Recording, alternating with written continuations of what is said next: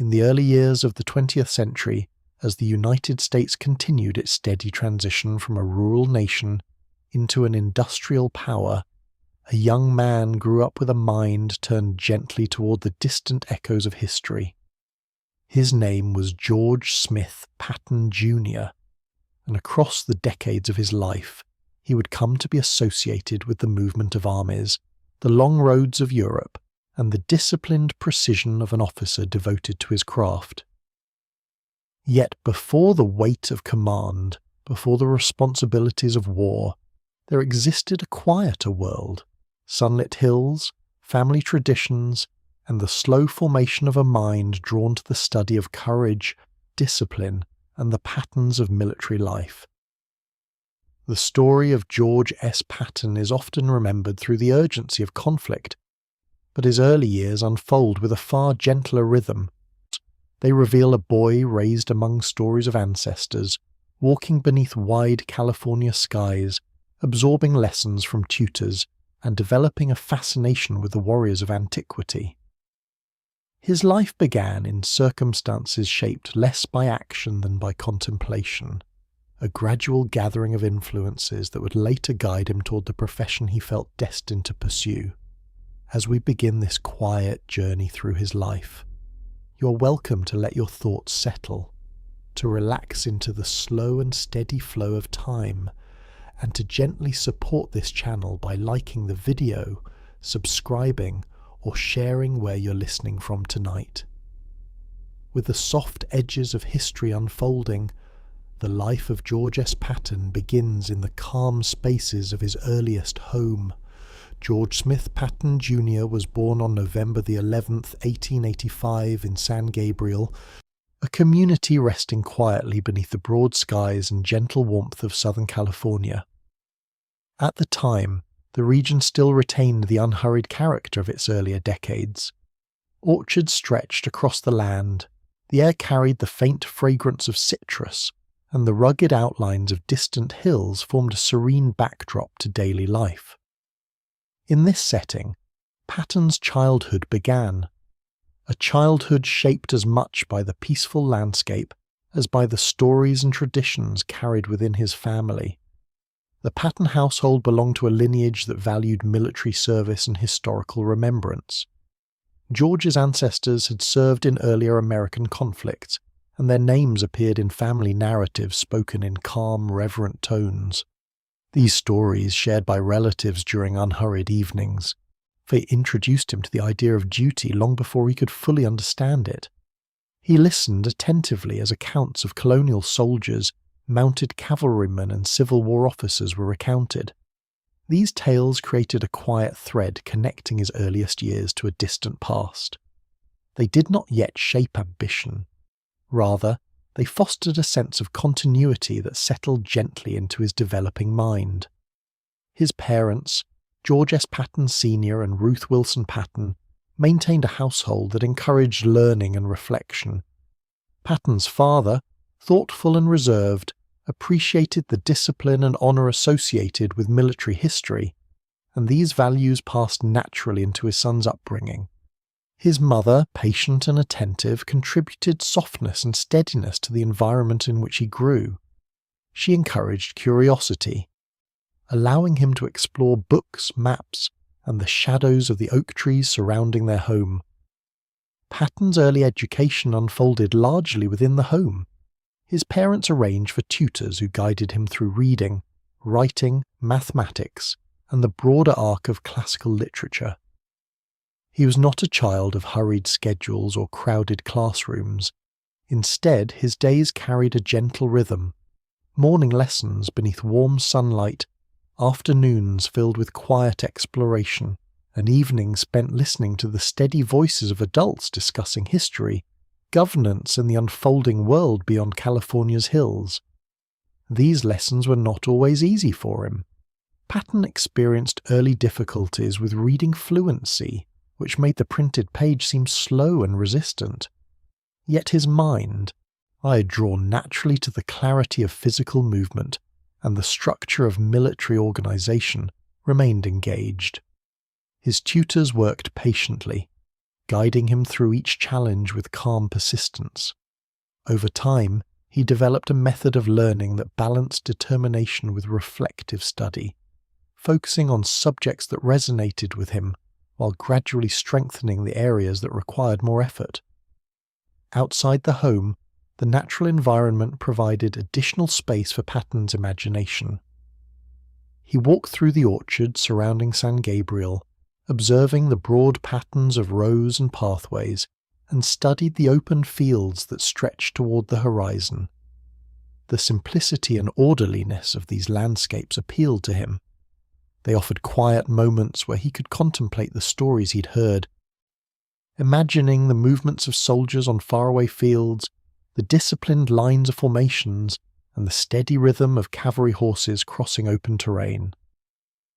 Though these thoughts remained private, they marked the beginning of an inner world that would shape his future.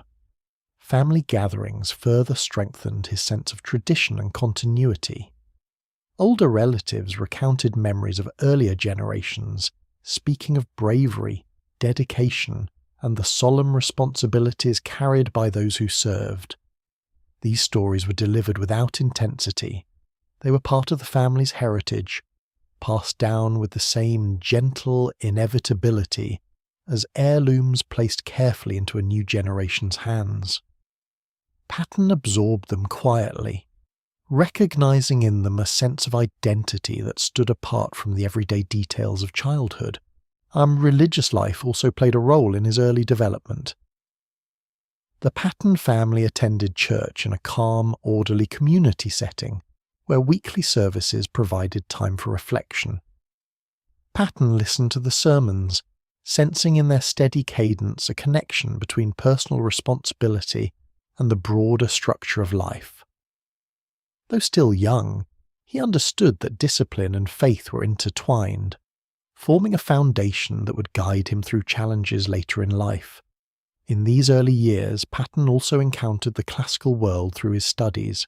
His tutors introduced him to stories of Greek and Roman warriors whose actions filled the pages of ancient texts. He learned of phalanxes, legions, and commanders who navigated the complexities of conflict with strategy and discipline. These lessons resonated deeply with him. The ancient world offered a sense of order and clarity that he found compelling, a structured realm where preparation, courage, and leadership shaped outcomes. Without yet knowing it, he was forming ideas that would remain with him for decades. By the end of his childhood, Patton had developed a sense of self shaped through these quiet influences. Family heritage, personal discipline, reflective learning, and the steady accumulation of stories that connected him to a larger history. He carried an awareness of tradition that seemed older than his years, rooted in the stillness of California's landscapes and the gentle rhythms of his home. These formative experiences created a foundation for the future, preparing him for the more structured environments of military education that awaited him. As his childhood drew to a close, Patton stood on the threshold of a new chapter, one that would guide him toward disciplined study, structured training, and the beginning of a lifelong devotion to military service.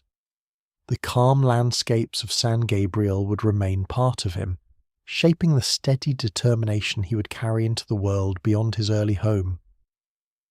The childhood of George S. Patton unfolded within an environment that blended the quiet routines of home with the strong presence of family tradition.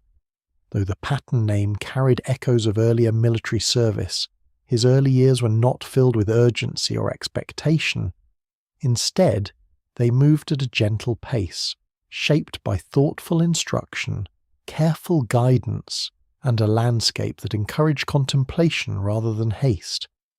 In these years, his character began to take shape, not through dramatic events, but through the steady accumulation of habits and influences that quietly prepared him for the path ahead. Patton's earliest education took place almost entirely within the home.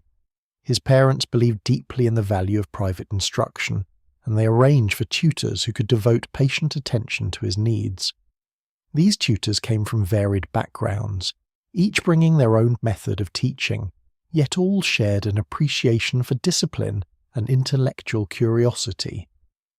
Lessons were conducted at a deliberate pace, allowing Patton time to absorb information without the pressures of a formal classroom setting. The rhythm of these early lessons shaped the tempo of his learning, slow, intentional, and grounded in repetition. Despite the supportive environment, Patton encountered difficulties in reading.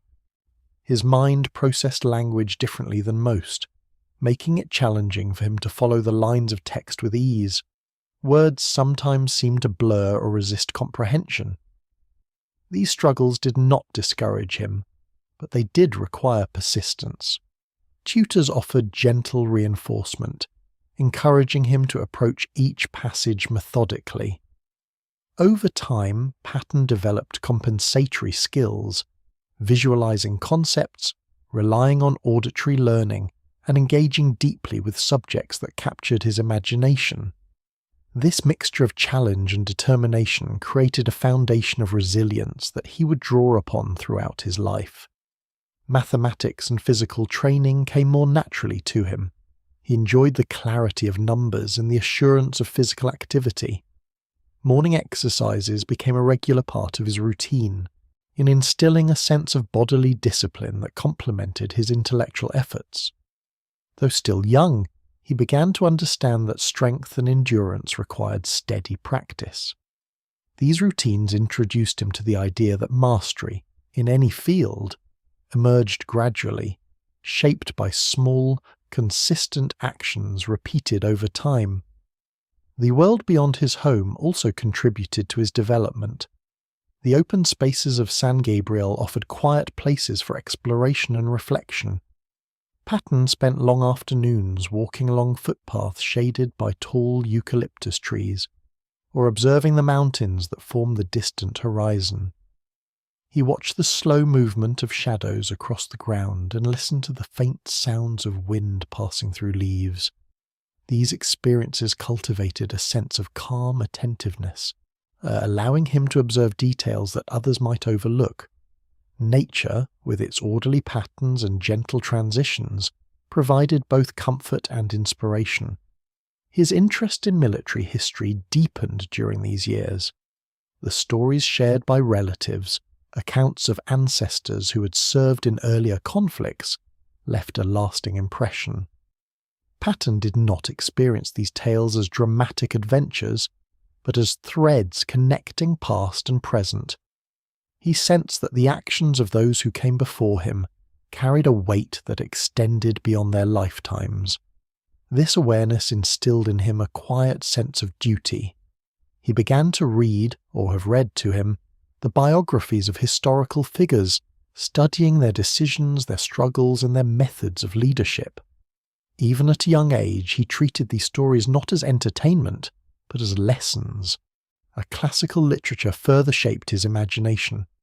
Works describing ancient battles, the strategies of legendary commanders, and the moral dilemmas of leaders provided him with a structured way of thinking about conflict. Though he did not yet fully understand the complexities of warfare, he found comfort in the orderliness of ancient military formations, lines, ranks, disciplined movements, and clear hierarchies. These images settled into his mind, forming early impressions of what leadership might require. Family expectations subtly reinforced these interests. Patton's relatives, aware of the lineage he represented, encouraged him to pursue disciplines that would prepare him for a life of service, yet they did so without imposing pressure. Their guidance came through conversation, gentle reminders, and examples drawn from history. Patton absorbed these influences gradually, allowing them to form part of his identity in a natural, unhurried way. Social interactions during these years were limited but meaningful. Patton sometimes felt different from other children, partly due to his learning challenges and partly due to the strong inward focus of his interests. While others enjoyed games of spontaneity, he preferred activities that offered structure, organizing small mock formations, studying maps, or constructing improvised models inspired by historical accounts. These tendencies reflected the early emergence of the disciplined mindset that would later define him. Music and art also entered his life, though quietly. His mother encouraged these pursuits, believing they would bring balance to his developing mind.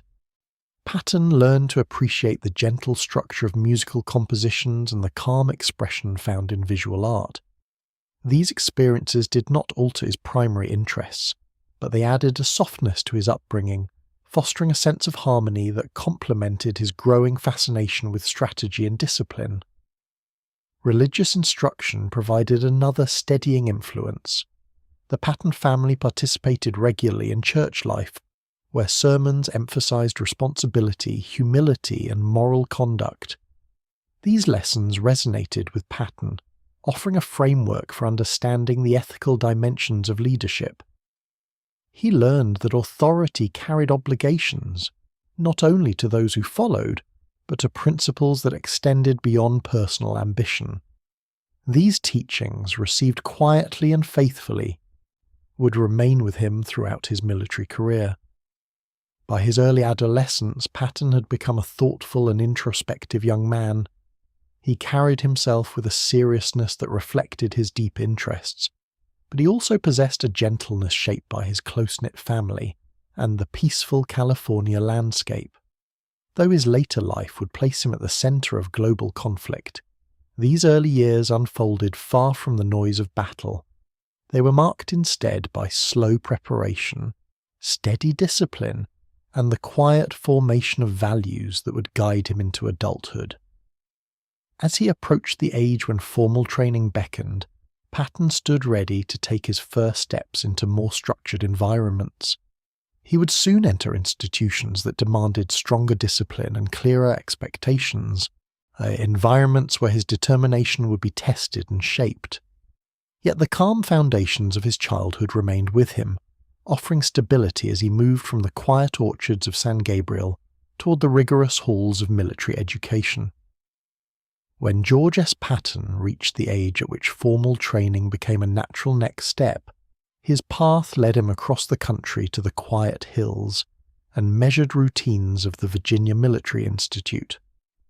Founded in the early 19th century, the institute carried a reputation for discipline, structure, and the gradual cultivation of young men who sought a life of service. For Patton, whose childhood had been filled with the gentle shaping of family tradition and the steady rhythms of private study, the transition to VMI offered both challenge and clarity. It provided an environment where the values instilled in him could settle more firmly into daily practice. Arriving in Lexington, Patton encountered a landscape far different from the orchards and open spaces of San Gabriel. The Shenandoah Valley stretched in quiet expanses between rolling ridges, and the small town surrounding the institute moved at a measured pace. Brick buildings, gravel paths, and the slow tolling of bells created an atmosphere of solemn order. The cadets marched in steady formation, their movements reflecting routines repeated over generations. Patton took in these surroundings with calm attentiveness, sensing at once that he had stepped into a place where discipline shaped every hour of the day. Life at VMI adhered to a structured cadence. Cadets rose early, attended to their rooms with precise care, and formed ranks on the parade ground as morning light settled across the valley. Academic classes followed, interwoven with physical training, drills, and the cultivation of habits intended to guide them into adulthood. Patton found comfort in this rhythm. Though the regimentation was stricter than anything he had experienced at home, he recognized in it an orderliness that spoke to his developing sense of purpose. Academically, VMI challenged him in familiar ways. Subjects requiring extensive reading remained difficult, and Patton addressed these challenges with determination rather than discouragement. He spent long evenings at his desk, reviewing material slowly and methodically.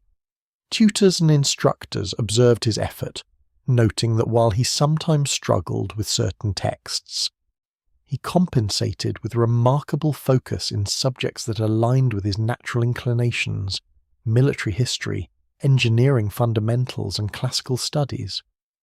Patton's interest in ancient warfare continued to deepen.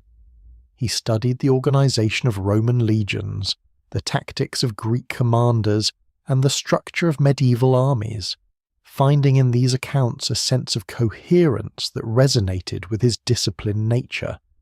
Physical training at VMY offered another dimension to his development. The institute emphasized strength, endurance, and precision in movement. Patton embraced these expectations with enthusiasm.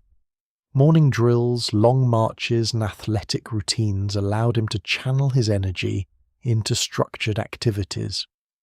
Though still young, he demonstrated a natural command presence, clear voice, steady posture, and a seriousness that instructors recognized as uncommon. He was not yet a leader in any official capacity, but his quiet focus suggested a cadet who approached his duties with sincerity. Socially, life at VMY unfolded with a sense of camaraderie grounded in shared experience. Patton formed bonds with fellow cadets through long hours of practice, study, and the small rituals of daily life. Evenings were spent discussing lessons, reviewing formations, or reflecting on the traditions of the Institute. While he sometimes withdrew into private thought, particularly when studying military history, he also participated fully in the routines that shaped cadet life. These friendships provided steady support during times of challenge, offering reassurance in an environment that demanded continuous effort. And the Institute's emphasis on honor and responsibility left a lasting impression on Patton. Cadets were expected to uphold strict standards of integrity, and violations of these standards carried serious consequences. Patton absorbed these principles deeply. The concept of honor, grounded in both personal conduct and professional responsibility, aligned naturally with the values formed during his childhood. He began to understand leadership not as a position of authority, but as a commitment to trustworthiness and accountability. These lessons, taught quietly through daily expectations, became essential components of his character. Patton also developed a deeper appreciation for the history of the region. The Shenandoah Valley, still marked by the memory of the Civil War, carried stories that resonated with his long-standing interest in military tradition. He visited nearby sites when permitted, observing the landscapes where earlier generations had marched and fought. These visits were not dramatic excursions but gentle moments of reflection, during which he considered the continuity between past and present. The sense of connection he felt to earlier soldiers, both those in his family and those who had shaped the nation's history, deepened his desire to contribute meaningfully to the military profession. Throughout his time at VMI, Patton's correspondence with his family remained steady. His parents followed his progress with pride, offering encouragement in letters written with warmth and careful guidance. His mother's gentle support and his father's thoughtful reflections accompanied him through moments of difficulty, reminding him that his efforts were part of a larger narrative rooted in both family tradition and personal aspiration. These letters provided comfort during long stretches of disciplined routine, helping him maintain balance in an environment that demanded constant focus. As Patton's first year at the Institute progressed, a subtle shift began to take place within him. The challenges he faced, academic, physical, and emotional, did not discourage him. Instead, they clarified his sense of direction. He learned to navigate obstacles with perseverance, to engage fully in structured environments, and to cultivate discipline through daily practice. Though he did not yet possess the authority of command, he began to understand the responsibilities that leadership required. He learned that strength must be matched by patience, that decisiveness must grow from careful thought, and that confidence must rest upon steady preparation. By the end of his time at VMI, Patton stood more firmly within himself. He had absorbed the Institute's quiet lessons, discipline rooted in routine, character shaped through commitment, and purpose strengthened by challenges met with calm determination. These early experiences prepared him for the next stage of his life, one that would lead him to a broader institution with even greater demands, the United States Military Academy at West Point. As he prepared to leave Lexington, Patton carried with him the steady rhythms of VMI, the sound of morning drills, the quiet of evening study hours, the measured steps of cadets crossing the parade ground, and the calm presence of a place where discipline and purpose were taught not through intensity, but through consistent, patient adherence to daily duty. These memories became part of the foundation upon which he would build his future, guiding him as he moved toward the next chapter of his journey. George S. Patton's transition from the Virginia Military Institute to the United States Military Academy represented a shift from one disciplined environment to another, yet the atmosphere at West Point carried its own distinct rhythm. Where VMI had offered Patton a foundational experience shaped by Southern traditions and quiet routines, West Point introduced him to a larger, more demanding institution, one steeped in national significance, precise standards, and a curriculum designed to prepare officers for service across a wide and growing nation. As Patton prepared for this next step, he felt both the weight of its expectations and the calm determination that had guided him throughout his early life. Upon arriving on the banks of the Hudson River, Patton encountered a landscape markedly different from the gentle contours of the Shenandoah Valley or the open vistas of California. West Point's granite buildings rose with a stately solidity, overlooking the calm waters below. The academy grounds stretched with geometric precision, reflecting the order and permanence associated with generations of military training. Cadets marched with practiced regularity across the plain, their movements echoing the history of the institution. Patton took in these sights with contemplative focus, aware that he had entered a place where discipline, structure, and responsibility intertwined at every level. Life at West Point unfolded according to a carefully orchestrated schedule. Days began early, often before sunrise, with formations that set the tone for hours of instruction, drills, and study. Academic expectations were substantial. Mathematics, engineering, science, and military theory formed the core of the curriculum, requiring cadets to master concepts essential to their future roles. For Patton, some of these subjects stretched his abilities, particularly in reading-intensive courses. Yet he approached each challenge with the same steady perseverance he had developed during his years of private tutoring and at VMI. He reviewed lessons methodically, sought clarification when needed, and devoted long hours to understanding material that did not come easily. Patton's struggles with reading persisted, and he sometimes required additional time to process complex texts. Still, instructors noted his remarkable memory and his ability to absorb information presented through lectures or visual demonstration. Concepts related to tactics, engineering diagrams, and historical case studies often resonated with him more deeply than theoretical abstractions. He found comfort in the clarity of structured systems, mathematical formulas, architectural plans, and organizational charts, all of which allowed him to engage with material through visual comprehension rather than textual fluency. Physical training provided Patton with an area of confidence. West Point emphasized physical conditioning as an essential element of cadet life, and Patton excelled in activities requiring strength, coordination, and endurance. He approached drills with enthusiasm, completing long marches and obstacle courses with a sense of purpose. The demands of training offered him a familiar space in which discipline expressed itself through movement rather than words. His instructors observed that he carried himself with the composure and certainty of a young man who had already embraced military life as his calling. Socially, Patton navigated West Point with a mixture of reserve and earnestness. He formed friendships with classmates who appreciated his sincerity and the intensity of his interests. Though he remained quieter than some of his peers, he was known for his courtesy and his deep respect for the traditions of the academy. Conversations in the mess hall or during evening study periods often turned to military history, strategy, or the accomplishments of earlier officers.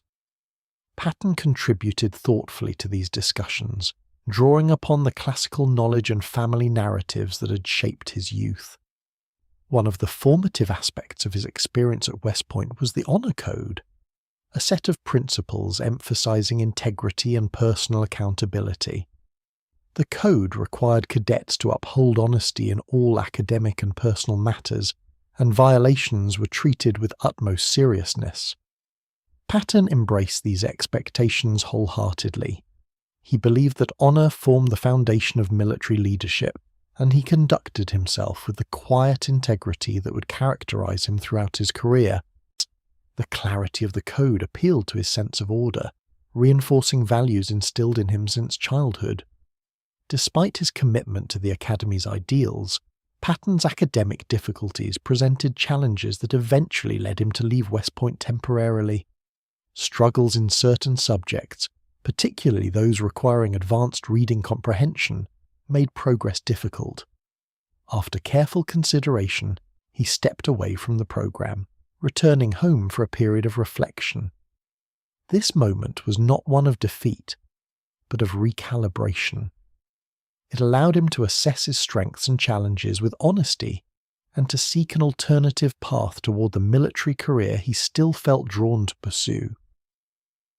During his time away from the academy, Patton continued to study independently, though he focused on strengthening areas of difficulty while deepening his understanding of military history and theory. His family supported him patiently, recognizing that his ambition remained genuine. Patton used this period to reflect on the nature of discipline and resilience, understanding more clearly that setbacks could be met not with discouragement, but with renewed effort directed toward long-term goals. Patton's determination ultimately led him back to the pursuit of military education through an alternative route. He gained admission to West Point once more, carrying with him the lessons he had learned during his time away. Upon returning, he approached the academic program with a more balanced strategy, allocating time carefully, seeking assistance when necessary, and applying the disciplined mindset he had strengthened at both VMI and during his independent studies. During his renewed tenure at the academy, Patton developed a deeper appreciation for the interconnected nature of the curriculum. He began to see how engineering principles supported military construction, how mathematics informed ballistics, and how historical case studies shaped contemporary strategic thinking. This integrated understanding allowed him to navigate his coursework with greater confidence. Though reading challenges persisted, he overcame them through determination and by relying on strengths in analysis, memory, and visual comprehension. As the years progressed, Patton advanced steadily, moving through the phases of cadet life that mark the transition from student to officer. Leadership responsibilities increased gradually, and he learned to guide younger cadets with fairness and clarity. He discovered that leadership required not only command presence, but also patience, a willingness to teach, listen, and offer support when needed. These experiences prepared him for the responsibilities he would assume upon graduation. When Patton finally completed his studies at West Point, he did so as a young man whose character had been shaped through challenge, discipline, and reflection. The academy had tested him, pushing him to confront weaknesses and cultivate strengths. It offered him not only technical knowledge, but a deeper understanding of honor, resilience, and the quiet steadiness required of an officer.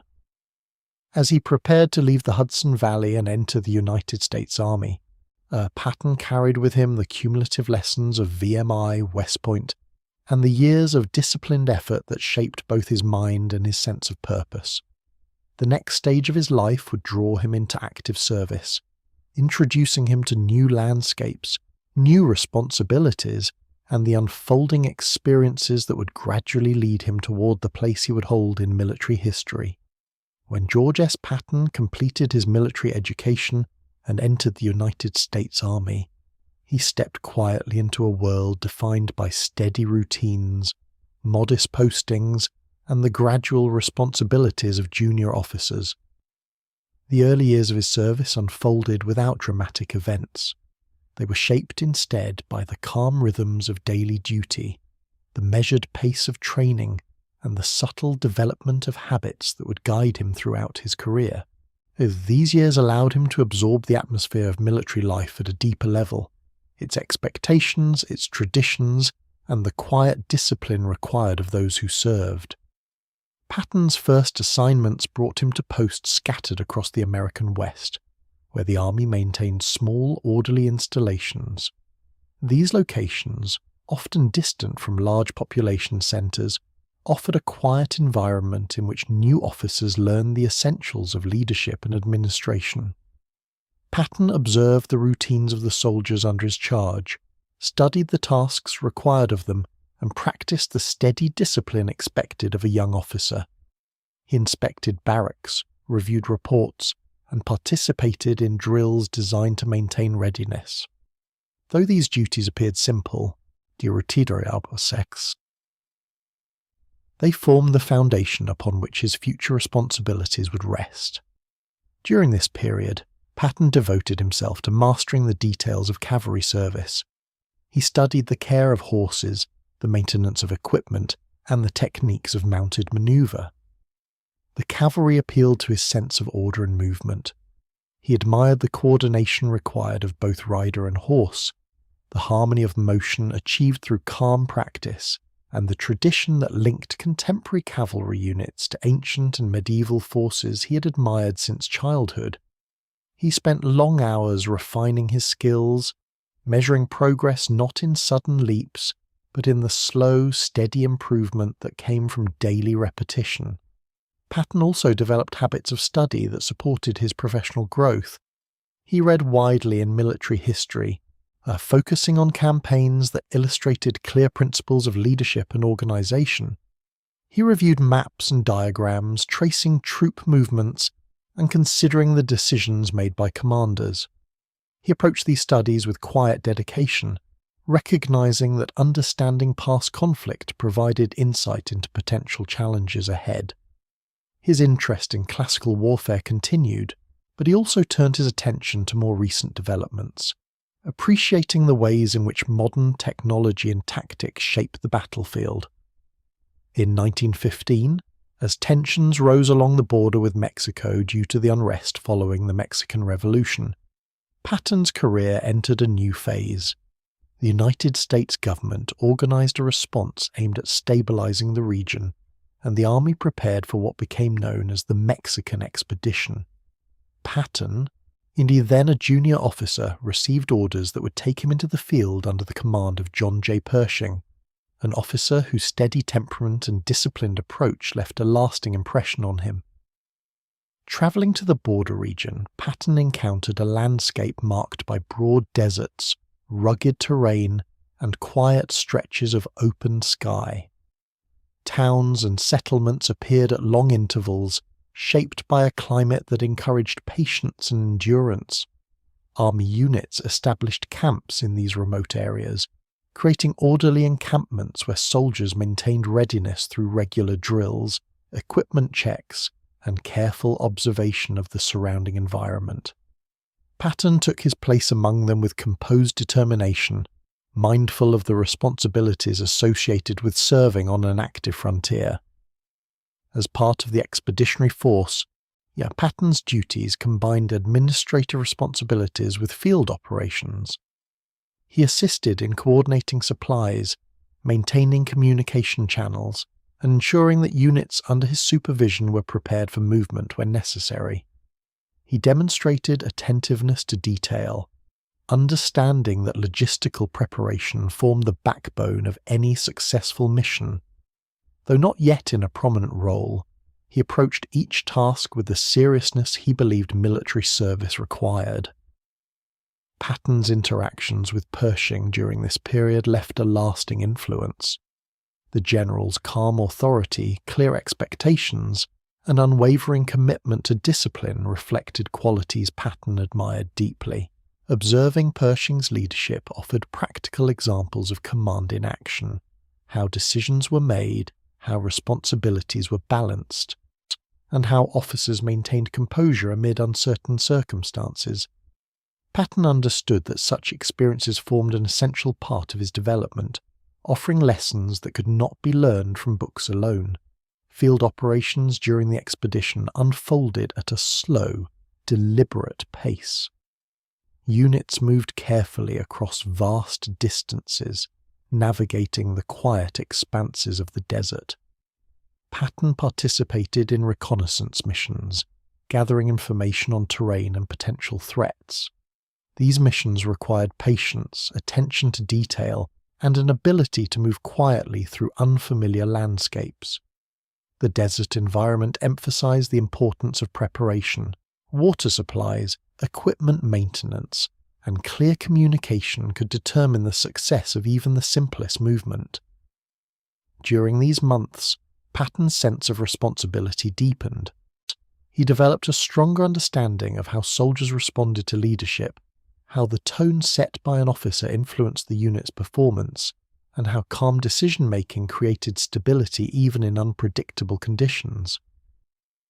He learned that leadership was not always expressed through dramatic action. Often it appeared in the steady, consistent management of daily tasks. These insights helped shape his approach in the years to come. The Mexican expedition introduced Patton to a more active form of professional experience, yet its pace remained measured. Days passed through cycles of preparation, movement, and quiet observation. Night settled over the desert with a sense of stillness. Patton spent these evenings reflecting on the lessons of the day, reviewing maps by lantern light, or writing in his journal with deliberate strokes. These reflective moments helped him internalize the experiences around him, forming connections between what he had studied in theory and what he now encountered in practice.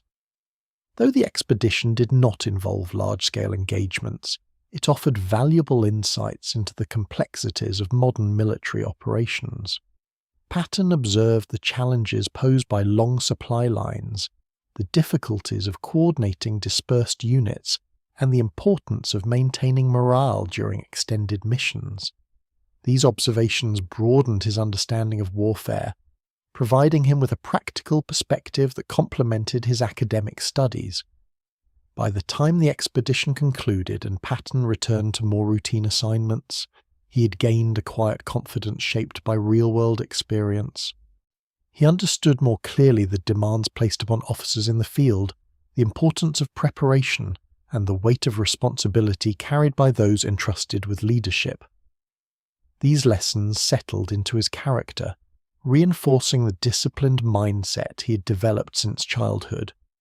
As he looked toward the future, Patton sensed that his journey was only beginning. The world beyond the borders of the United States was undergoing significant change. Tensions in Europe had begun to rise toward a conflict that would soon reshape global history. Though he could not yet foresee the full extent of what lay ahead, Patton remained committed to his path, guided by the calm discipline that had carried him through his earliest years of service. When the First World War spread across Europe in 1914, the United States observed the conflict from a distance. Yet as the years unfolded and the scale of the fighting expanded, it became increasingly clear that the nation would eventually take part. For George S. Patton, who had spent his early career studying military history and refining his discipline through steady service, the war represented not a moment of excitement, but a profound call to responsibility. The possibility of joining a conflict of unprecedented scale required quiet preparation, thoughtful consideration, and a readiness shaped by years of gradual training. When the United States entered the war in April 1917, Patton recognized immediately that his career, and the army itself, stood at the threshold of transformation. Warfare, shaped for centuries by infantry and cavalry, had begun to shift toward mechanization. Tanks, and still new and imperfect machines, had appeared on European battlefields, offering a new form of mobility and protection. Patton sensed instinctively that these developments would play a significant role in the evolving nature of combat. His long-standing interest in movement, discipline, and tactical structure aligned naturally with the possibilities of armoured warfare. Shortly after America's entry into the war, Patton was assigned to serve as an aide to John J. Pershing, the same commander he had come to admire during the Mexican expedition. As Pershing prepared to lead the American expeditionary forces in Europe, Patton accompanied him across the Atlantic. The journey itself unfolded at a measured pace, the ship advancing steadily through the shifting patterns of the ocean. Patton spent these days reviewing military texts, studying the geography of France, and reflecting quietly on the responsibilities that awaited him. Upon arrival in France, Patton entered a landscape shaped by years of conflict. Towns bore the marks of artillery fire, fields had been carved by trenches, and the presence of long winding supply lines reminded him of the logistical demands of modern war. Yet despite these stark conditions, Patton approached his new environment with calm attentiveness. He observed the organisation of Allied forces, studied the terrain, and listened to detailed reports on the progress and challenges of the war. It was during this period that Patton's interest in armoured warfare took clearer form. The United States was in the process of establishing its first tank units, and Patton volunteered to assist in developing these forces. Yet, recognising his initiative and sense of organisation, Pershing approved his request. Patton's new assignment placed him at the forefront of a field still in its earlier stages, one that required creativity, discipline, and a willingness to study unfamiliar technologies. Patton travelled to training grounds where early American tank units were forming. The machines themselves were modest in capability, slow-moving, mechanically temperamental, and limited in range. Yet Patton saw beyond these limitations. He envisioned armoured vehicles as tools capable of supporting infantry, crossing terrain that would stop traditional units, and introducing new possibilities for coordinated movement. His approach remained methodical. He studied the mechanics of the tanks, reviewed their operational characteristics, and observed how crews adapted to the challenges of confined space, noise, and vibration. Training exercises unfolded with gradual progress. Patton organised drills designed to teach soldiers how to manoeuvre in formation, maintain their equipment, and communicate under stressful conditions. He emphasised discipline, understanding that the effectiveness of these new machines depended on the calm professionalism of their crews. Soldiers under his command observed his attentiveness to detail and his willingness to share in the challenges of training.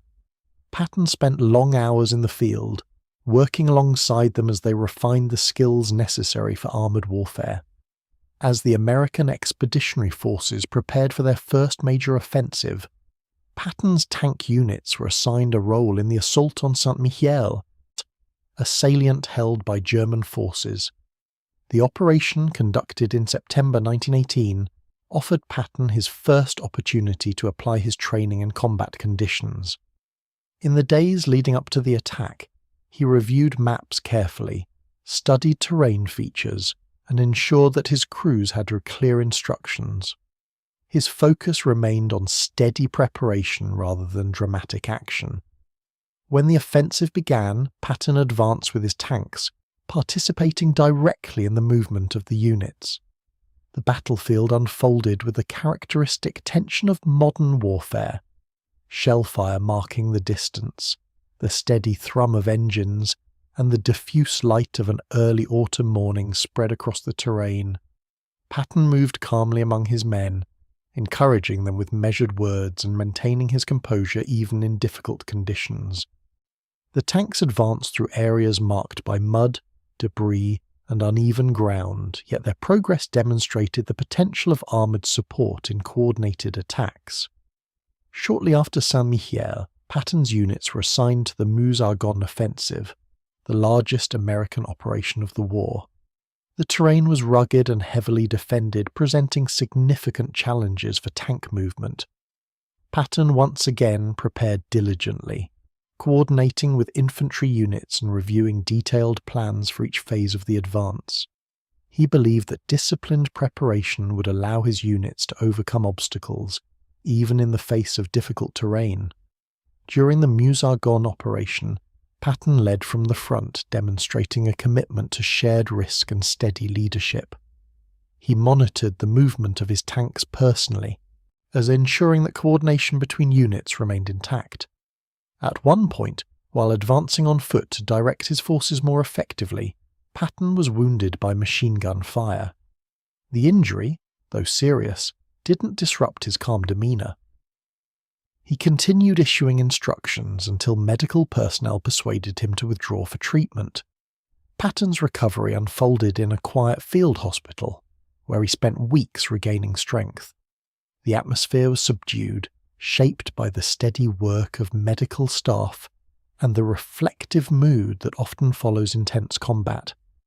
Patton used this period to review the performance of his units, reflecting on both the successes and the limitations of armoured warfare in its early stages. He understood that tanks had proven their value, yet he also recognised that their potential would only be realised through continued development, improved coordination, and the disciplined training of crews. By the time the war ended in November 1918, Patton had established himself as one of the Army's first and most thoughtful practitioners of armoured warfare. His work received quiet acknowledgement from superiors who recognised his initiative, his calm leadership, and his ability to adapt to the evolving demands of modern combat. The experience shaped him profoundly, giving him both practical knowledge and a deepened understanding of the complexities of war. As he prepared to return home, Patton reflected on the path that had led him from the orchards of San Gabriel to the battlefields of France. The war had introduced him to the realities of a large-scale conflict, yet it also reinforced the values that had shaped him throughout his life: discipline, preparation, and the quiet determination to meet challenges with steady resolve. These lessons would guide him as he entered the interwar years, a period marked by study, contemplation, and the gradual development of ideas that would later define his role in the next great conflict. When George S. Patton returned from France after the First World War, he entered a period marked not by dramatic action, but by quiet study, reflection, and the steady work of professional development. The war had revealed the possibilities and limitations of armoured warfare, and Patton carried those lessons with him into the years that followed. Although public attention shifted rapidly away from military affairs once peace was declared, Patton's focus remained steady. He understood that true mastery required long preparation, especially in an era when military institutions often contracted during peacetime. The interwar years thus became a time of gradual refinement for him, a period in which ideas formed slowly, shaped by contemplation rather than crisis. Shortly after his return, Patton rejoined the peacetime army, where assignments unfolded at a measured pace. His first responsibilities involved administrative duties and training oversight, tasks that allowed him to reflect on the evolving structure of the army. He noted that while the nation had emerged victorious from the war, the institution would need time to develop a deeper understanding of mechanized tactics. Tanks had proven valuable, but their integration into broader military doctrine remained incomplete. Patton explained these observations in reports and quiet discussions with colleagues, offering insights grounded in personal experience rather than abstract theory. During these early years, Patton spent significant time at Fort Riley, an installation long associated with cavalry traditions. Here he found himself at a crossroads between the past and the future. The cavalry, with its emphasis on horsemanship, discipline, and coordinated movement, remained an essential part of army identity. Patton respected these traditions deeply, understanding how they had shaped generations of officers. Yet he also recognized that technological developments, internal combustion engines, improved armor, and more reliable communication systems pointed toward a future in which mobility would depend on machines rather than horses. Patton's own interest reflected this dual perspective. Though he continued to train diligently in traditional cavalry techniques, he also devoted himself to studying mechanical systems. He examined engine schematics, observed maintenance procedures, and familiarized himself with the operational limits of armored vehicles. These studies occurred in quiet workshops and unhurried training grounds, where he could observe the gradual interplay between engineering, tactics, and human skill. He believed that officers needed a deep understanding of their tools, and he pursued that understanding with characteristic attentiveness. Beyond technical study, the interwar years provided Patton time to reflect on broader strategic questions. He read extensively, reviewing accounts of ancient campaigns, medieval operations, and modern conflicts. His personal library grew steadily, filled with volumes on maneuver, logistics, leadership, and geography. In quiet evening hours, he made notes in the margins of these books, outlining ideas that later influenced his approach to warfare. He studied the work of theorists from various eras, searching for enduring principles that could guide the army as it adapted to new realities. Patton approached these readings with a contemplative disposition, allowing ideas to settle gradually before incorporating them into his developing philosophy. During this period, Patton also strengthened his professional relationships within the army. He attended courses at the Army War College and the Command and General Staff College, institutions dedicated to preparing officers for higher responsibilities. These programs provided him with broader perspectives on strategy, logistics, and organizational leadership. Patton listened attentively during lectures, participated in discussions with thoughtful restraint, and approached each assignment with a thoroughness that had become a defining characteristic of his career. The interwar years also brought Patton into closer collaboration with officers who would later shape the course of the Second World War. Among them was Dwight D. Eisenhower, with whom Patton developed a professional relationship grounded in mutual respect. Their temperaments differed. Patton was more inclined toward bold ideas, Eisenhower toward quiet consensus, but they shared a commitment to study and preparation. During long conversations and collaborative exercises, they explored the potential of mechanized operations, recognizing that the future of warfare would depend on coordinated movement across vast distances. In addition to his academic and professional pursuits, Patton devoted significant attention to physical training. He believed that officers should maintain a high level of fitness, not as a matter of display but as a foundation for endurance and resilience. He participated in equestrian events, practiced fencing, and engaged in long-distance running. These activities offered him a sense of structure, reinforcing the discipline that shaped his intellectual pursuits. Physical readiness, he felt, was inseparable from strategic thinking, a philosophy he carried into every phase of his career. Patton's reflective nature deepened during these years. He wrote extensively in journals, recording thoughts on leadership, courage, and the moral responsibilities of command. These writings reveal a man who approached his profession with sincerity and humility. He did not aspire to glory. Instead, he sought understanding. He studied how leaders throughout history had balanced confidence with caution, boldness with restraint, and decisiveness with careful preparation. These reflections shaped his evolving sense of what it meant to lead soldiers in complex environments. Assignments during the interwar years took Patton to various posts, each offering new opportunities for observation. At Fort Meade, he continued to refine his understanding of armoured units. At Fort Myer, he served in roles that emphasized ceremonial duties as well as training responsibilities. These posts allowed him to observe the Army's broad organizational structure and to consider how different branches might integrate more effectively in future operations. Perhaps the most significant development of this period was Patton's deepening conviction that mobility, speed, and coordinated action would shape the future of warfare. Tanks, armoured cars, and motorised infantry offered possibilities far beyond what had been realised during the First World War. Yet Patton recognised that these possibilities would only be achieved through patient development, training crews, refining tactics, and understanding the mechanical demands of new equipment.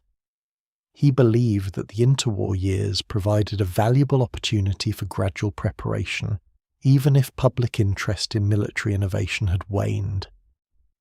Patton's professional growth during these years was accompanied by a stable personal life. His marriage to Beatrice Eyre brought him companionship, balance, and steady support. Together they navigated the rhythms of army life, moving between posts and establishing a sense of home wherever they settled. Their children grew up in environments shaped by tradition, discipline, and the calm routines of military communities. Patton, though serious in demeanour, found comfort in these domestic rhythms, which provided stability amid the uncertainties of a career shaped by national needs. By the late 1930s, as geopolitical tensions rose once more in Europe, Patton sensed that the quiet years of preparation were drawing to a close. Reports of mechanised forces advancing across borders confirmed many of the ideas he had studied for decades. The world was changing again, and the army would soon be called upon to respond. Patton approached this moment with calm readiness, not out of eagerness for conflict, but from a sense that careful preparation must eventually yield to the responsibilities it was designed to meet. The interwar years had shaped him profoundly. They gave him time to study, to refine his physical discipline, to strengthen his leadership philosophy, and to understand the quiet interplay between tradition and innovation. As the next great conflict approached, Patton stood prepared, guided by years of contemplation, grounded in steady discipline, and committed to the responsibilities that awaited him. As the 1930s advanced, the world beyond the United States moved steadily toward uncertainty. Nations rearmed, new technologies emerged, and long-standing political structures began to shift under the weight of economic hardship and ideological tension. For George S. Patton, these global developments did not bring urgency or alarm, but rather a quiet recognition that the years of study, training, and reflection that had shaped his interwar career might soon be called upon. His responsibilities within the army began to expand, not abruptly, but through a series of gradual assignments that allowed his accumulated knowledge to take practical form. During these years, Patton continued to serve at posts that emphasized both tradition and innovation. At Fort Myer, he oversaw units responsible for ceremonial duties in the nation's capital, while simultaneously refining training programs that introduced mechanized elements into previously traditional cavalry commands. The juxtaposition of these roles suited him. He respected the dignity of ceremony and the continuity of military customs, yet he also recognized the quiet shift taking place within the army, as officers began to acknowledge the growing importance of armoured mobility. Patton approached his responsibilities with characteristic thoroughness. He spent long hours reviewing training manuals, observing exercises, and reflecting on how best to integrate new technologies into established structures. He understood that the success of mechanized units depended on far more than machines alone. It required disciplined maintenance practices, well-organized supply lines, and soldiers who had internalized the principles of movement and coordination. Patton developed training regimens that emphasized precision, repetition, and clear communication, believing that even the most advanced equipment would fail without a foundation of calm, steady preparation. At the same time, Patton continued to refine his philosophical understanding of leadership.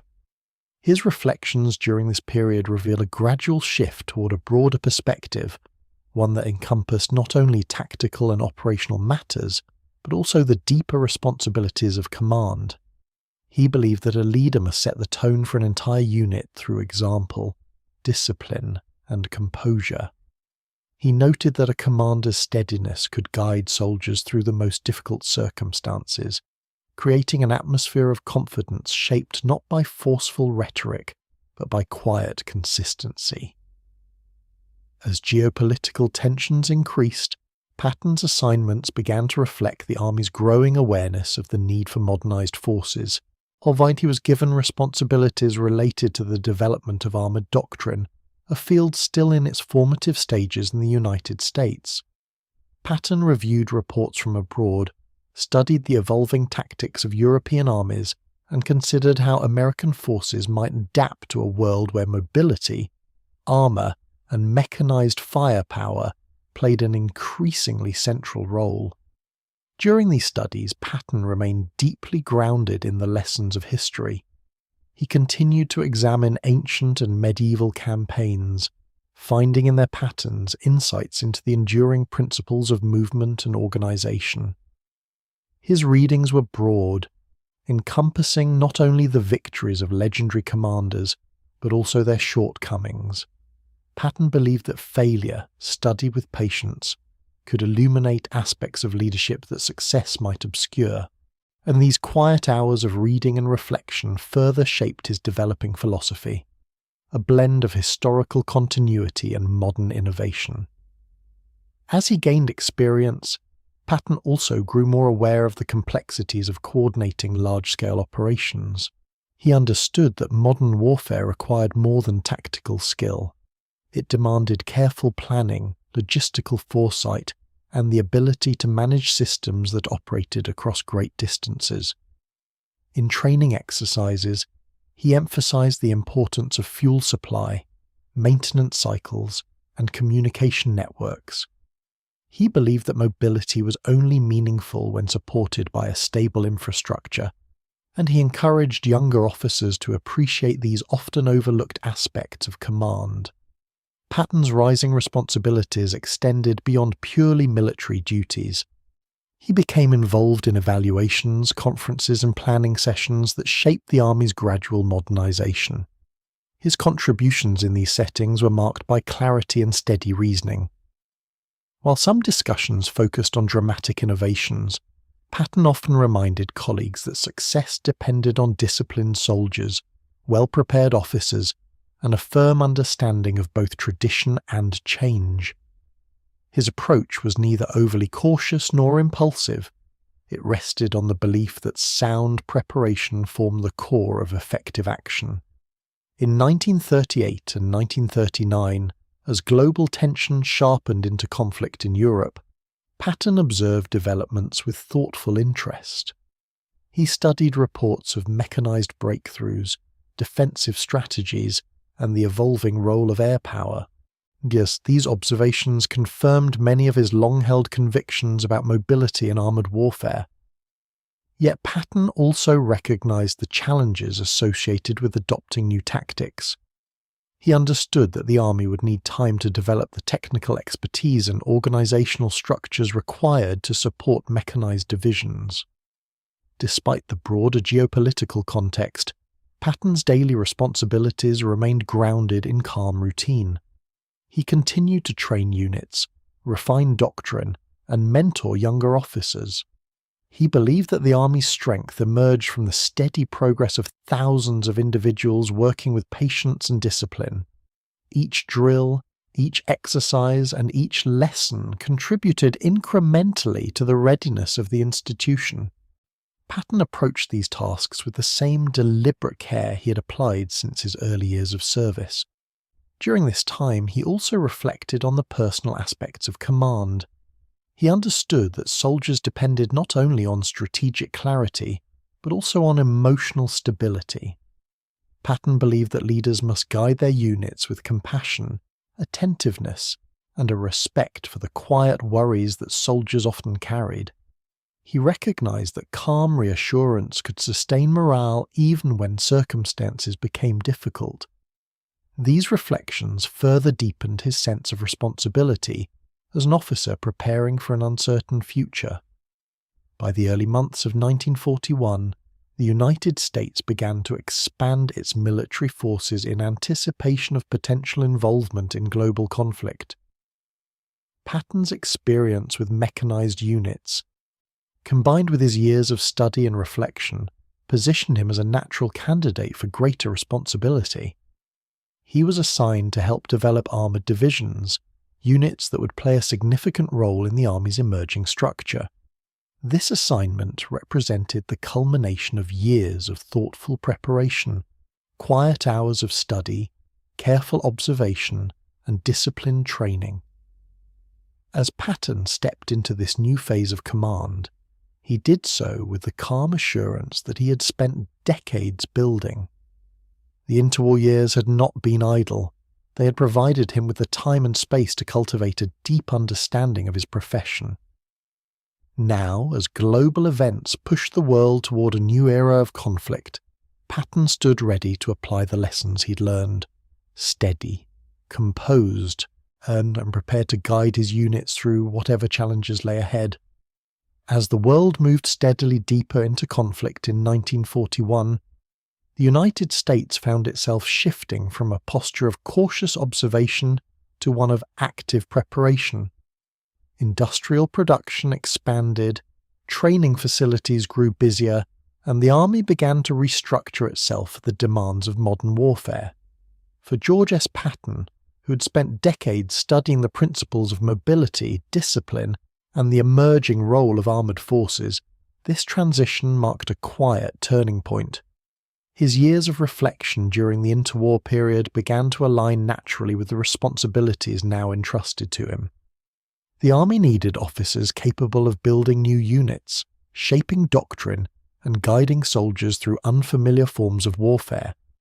Patton approached these tasks with the calm determination that had characterized his entire career. In the early months of 1941, Patton was assigned to help organize and train the newly established 1st Armoured Division. This responsibility required a deliberate, methodical approach.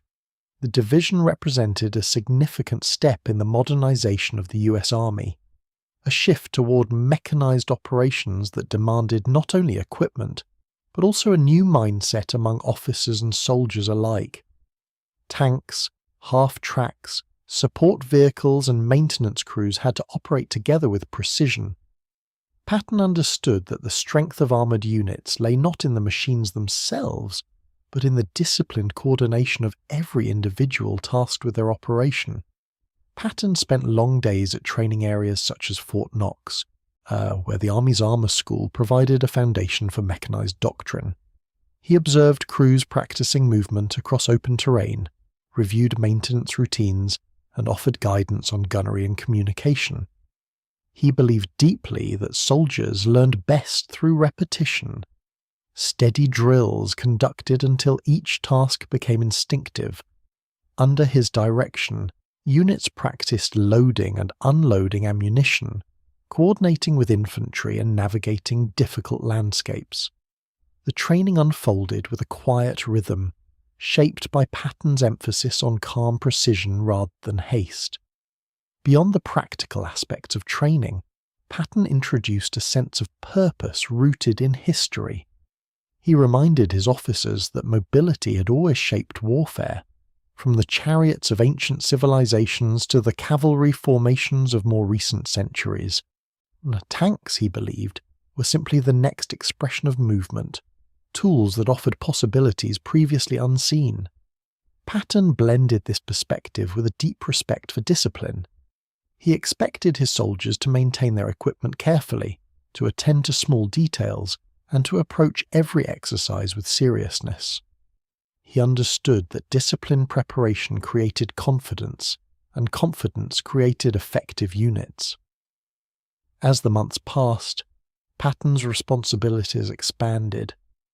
In the fall of 1941, he assumed command of the 2nd Armoured Division, a large and complex organisation requiring steady leadership. The division continued the work of refining mechanised doctrine, with Patton devoting careful attention to training schedules, field exercises, and the gradual accumulation of skills needed for coordinated operations. He spent hours moving among the troops, observing exercises, offering quiet corrections and reinforcing the standards he believed essential. His presence carried both firmness and reassurance, shaped by decades of immersion in military life. The attack on Pearl Harbor in December 1941 brought the United States fully into the Second World War. The nation responded with a profound sense of unity, and the army entered a period of rapid expansion. For Patton, the transition from preparation to active service unfolded without dramatic shift in demeanour. He continued to focus on discipline, training, and careful organisation, the foundational elements that would shape the army's readiness for deployment overseas. He understood that readiness came not from urgency, but from steady, methodical attention to detail. As the army prepared for its first offensive operations in the European theatre, Patton was selected to take part in Operation Torch, the planned landings in North Africa.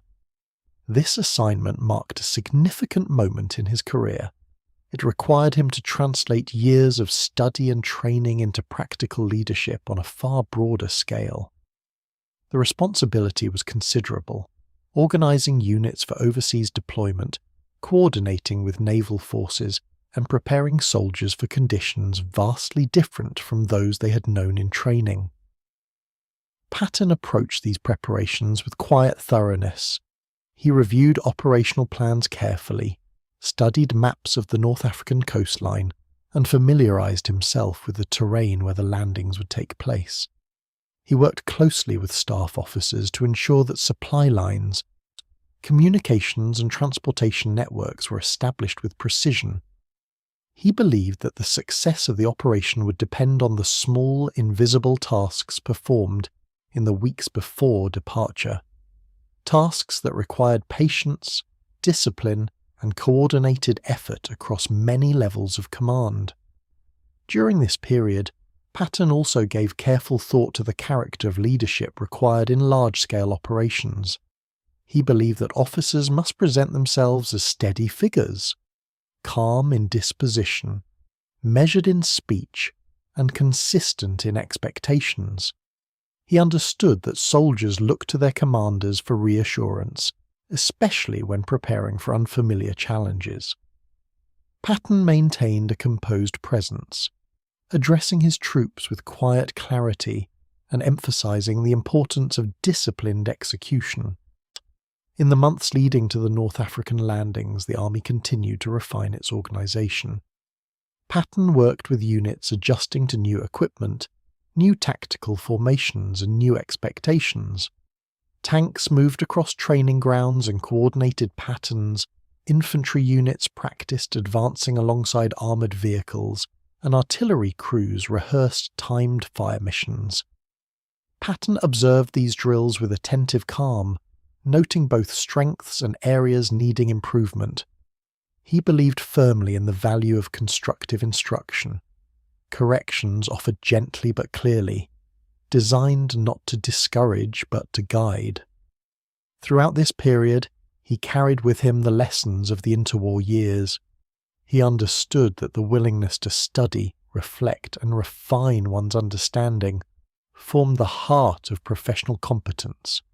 Then he drew upon years of reading, contemplation, and disciplined practice as he prepared to lead American forces into their first major campaign of the war. The foundation of his leadership rested not on sudden inspiration, but on the accumulated wisdom of decades spent observing, learning, and preparing. As 1942 progressed, the army finalized its plans for the North African invasion. Patton's role was now firmly established. He would lead the Western Task Force, guiding American troops ashore along the North African coast. The assignment marked a natural culmination of his rising responsibilities, a steady progression rooted in disciplined preparation rather than rapid transformation. In these final months before deployment, Patton continued his routine with deliberate calm. He reviewed orders, inspected units, and maintained the steady presence that had become a hallmark of his leadership. The world was changing rapidly, but his approach remained anchored in principles he had cultivated since childhood: discipline, focus, and a quiet belief in the value of preparation. As he stood poised to guide American forces into their first major engagement of the war, Patton carried with him the full weight of his experience. His path from California orchards to the training grounds of armoured divisions had unfolded without haste, shaped by steady effort and thoughtful reflection. Now, as the United States prepared to enter the wider conflicts of the world, Patton's quiet readiness would guide him into the next phase of his journey, calm, composed, and prepared for the responsibilities ahead. When George S. Patton and the forces under his command crossed the Atlantic in late 1942, they entered a region shaped by ancient landscapes, distant horizons, and the shifting complexities of global conflict. North Africa, with its broad deserts and quiet coastal towns, had become the setting for a campaign that would test the United States Army in unfamiliar conditions. For Patton, the transition from training grounds in America to the shores of Morocco marked the beginning of a new phase of leadership, one in which the principles he had refined over decades would merge with the practical realities of modern warfare. The atmosphere of the campaign unfolded not with abrupt intensity, but with a steady rhythm shaped by long distances, logistical challenges, and the quiet vigilance required of any operation far from home. Now, Patton's Western Task Force landed near Casablanca as part of Operation Torch, the first major American offensive in the European North African theatre. The landing itself was carefully organised. Soldiers moved ashore in measured waves, establishing positions with practiced discipline. Patton advanced among his units with composed attention, observing the unfolding operation and offering calm instructions where needed. The landscape, with its combination of sandy beaches, gentle hills, and low-built towns, introduced conditions quite different from those found in European training manuals. Still, Patton approached each observation with the understanding that adaptability formed a fundamental element of leadership. Once ashore, Patton's responsibilities shifted toward establishing order in an unfamiliar environment. The North African climate, marked by warm days, cool nights, and occasional gusts of desert wind, required patience and careful management. Roads varied in condition, supply lines stretched across long distances, and the routines of the local life differed from those the troops had known. Patton devoted himself to understanding these surroundings, reviewing maps, listening to reports from reconnaissance teams, and ensuring that each unit had what it needed to function effectively. He believed deeply that steady organisation, not haste, created the conditions for success. Relations with French forces in the region required delicate coordination. Patton approached these interactions with courtesy and quiet firmness, emphasising cooperation and mutual respect. He understood that diplomacy, like leadership, often unfolded through calm, thoughtful exchanges rather than through displays of force.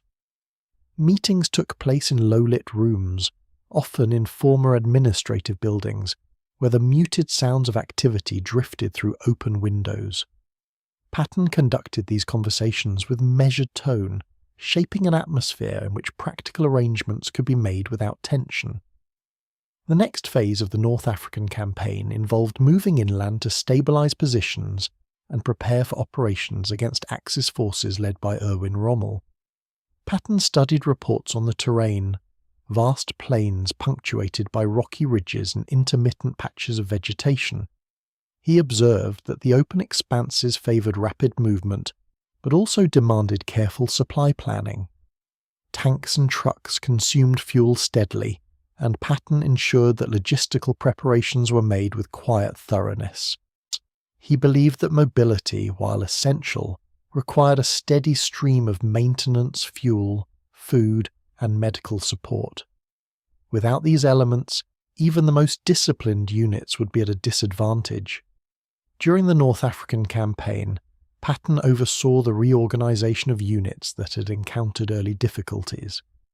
He approached this task not with criticism, but with a calm emphasis on discipline and structure.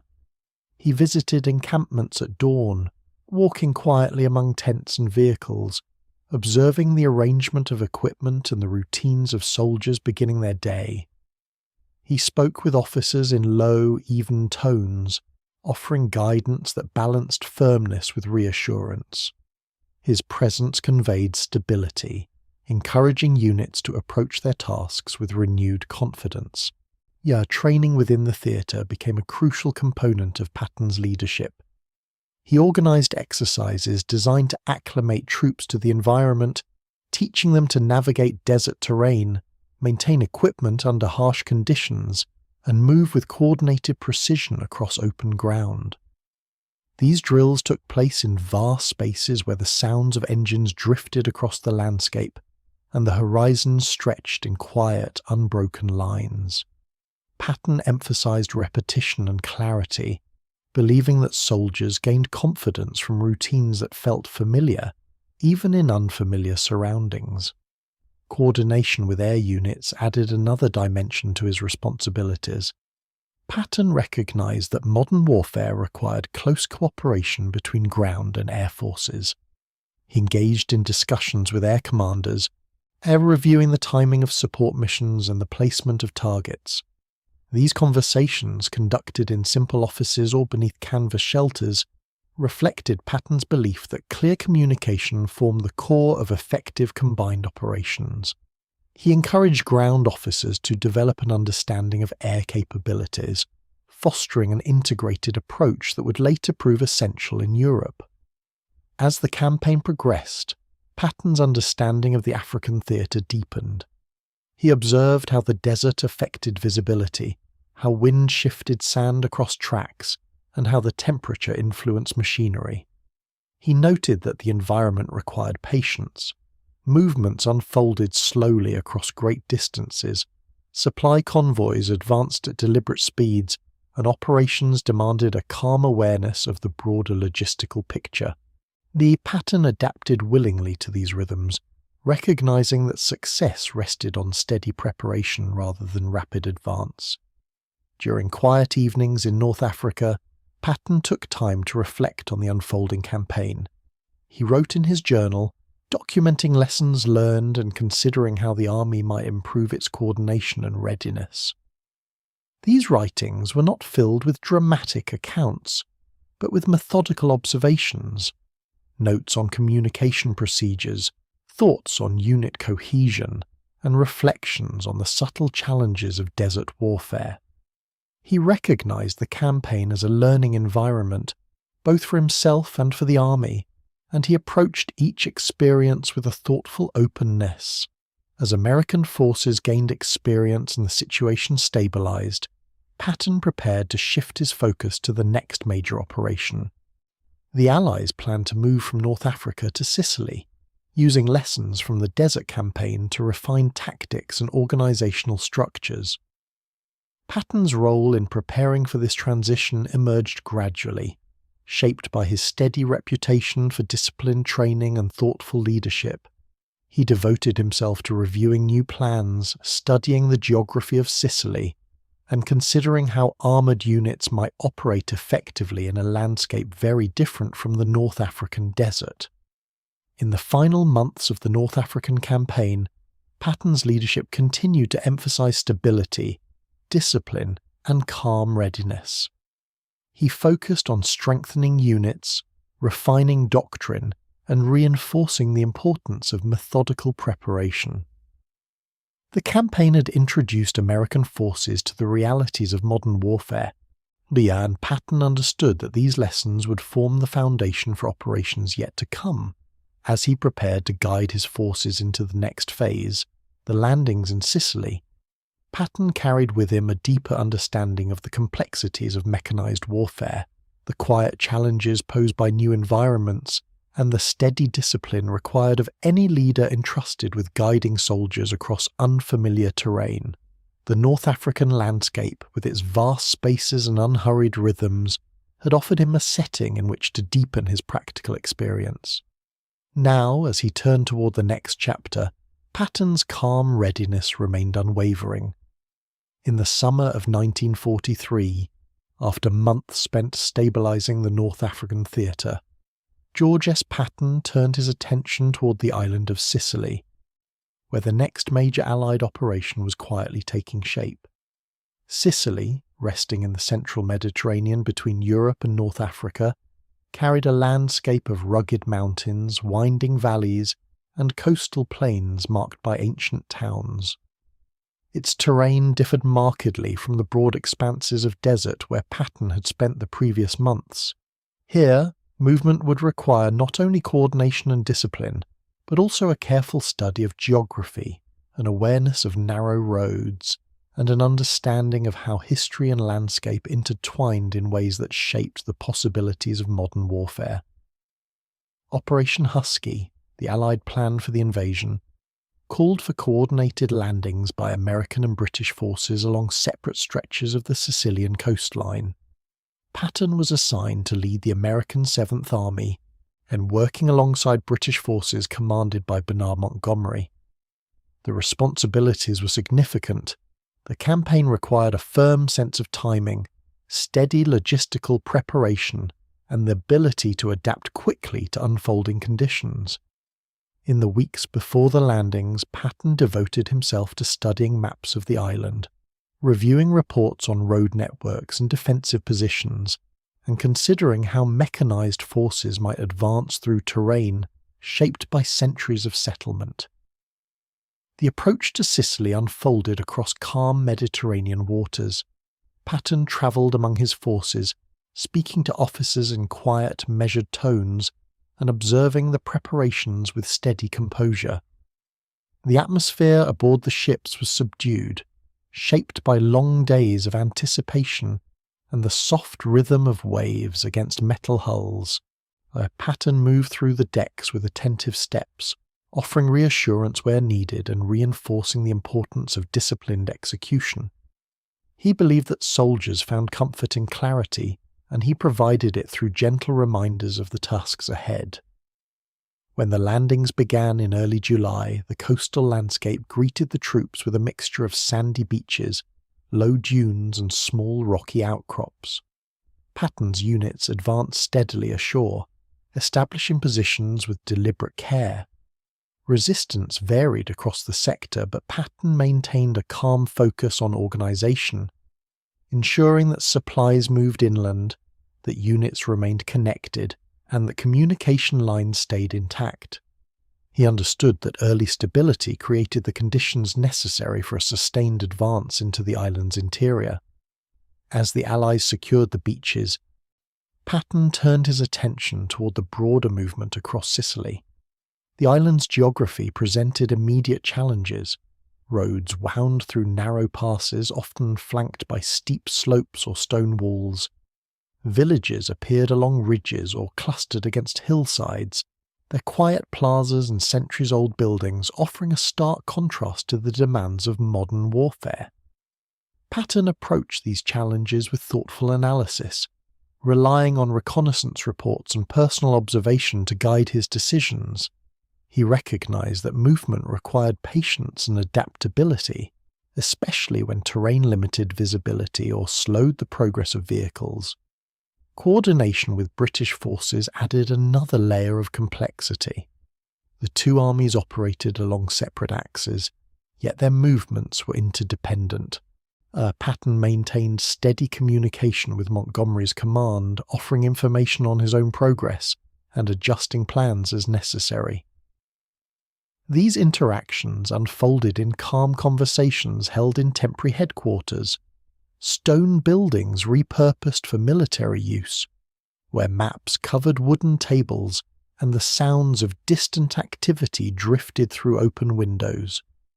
Patton's tone remained measured, reflecting his belief that cooperation depended on clarity rather than forceful insistence. As the campaign advanced, Patton's 7th Army moved across southern and western Sicily, securing key ports and towns. Cities such as Palermo became important objectives, offering logistical advantages and supporting the broader movement toward the island's northern shores. Patton's units progressed steadily, they encountering varied terrain that shifted from coastal plains to rolling farmland and mountain foothills.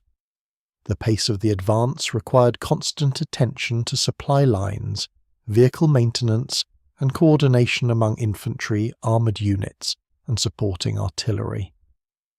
Patton visited forward positions frequently, travelling along dusty roads in a steady procession of military vehicles. He observed the conditions of troops, the placement of equipment, and the lines of communication extending back toward the coast. These visits took place under warm Sicilian sun, with the distant hum of cicadas mixing quietly with the movement of engines. Patton maintained his characteristic composure, offering gentle corrections to officers and reinforcing the importance of maintaining order in unfamiliar surroundings. The Sicilian campaign also introduced Patton to the challenges posed by the island's deeply rooted local culture. Towns had histories stretching back millennia, and their residents observed the advancing troops with a mixture of curiosity and reserve. Patton encouraged respectful interactions, understanding that civilian cooperation eased logistical burdens and reduced misunderstandings. Soldiers moved through narrow streets under his guidance, recognizing that the success of their mission required not only military discipline, but also a thoughtful approach to the communities they encountered. As the 7th Army continued northward, the terrain grew increasingly rugged.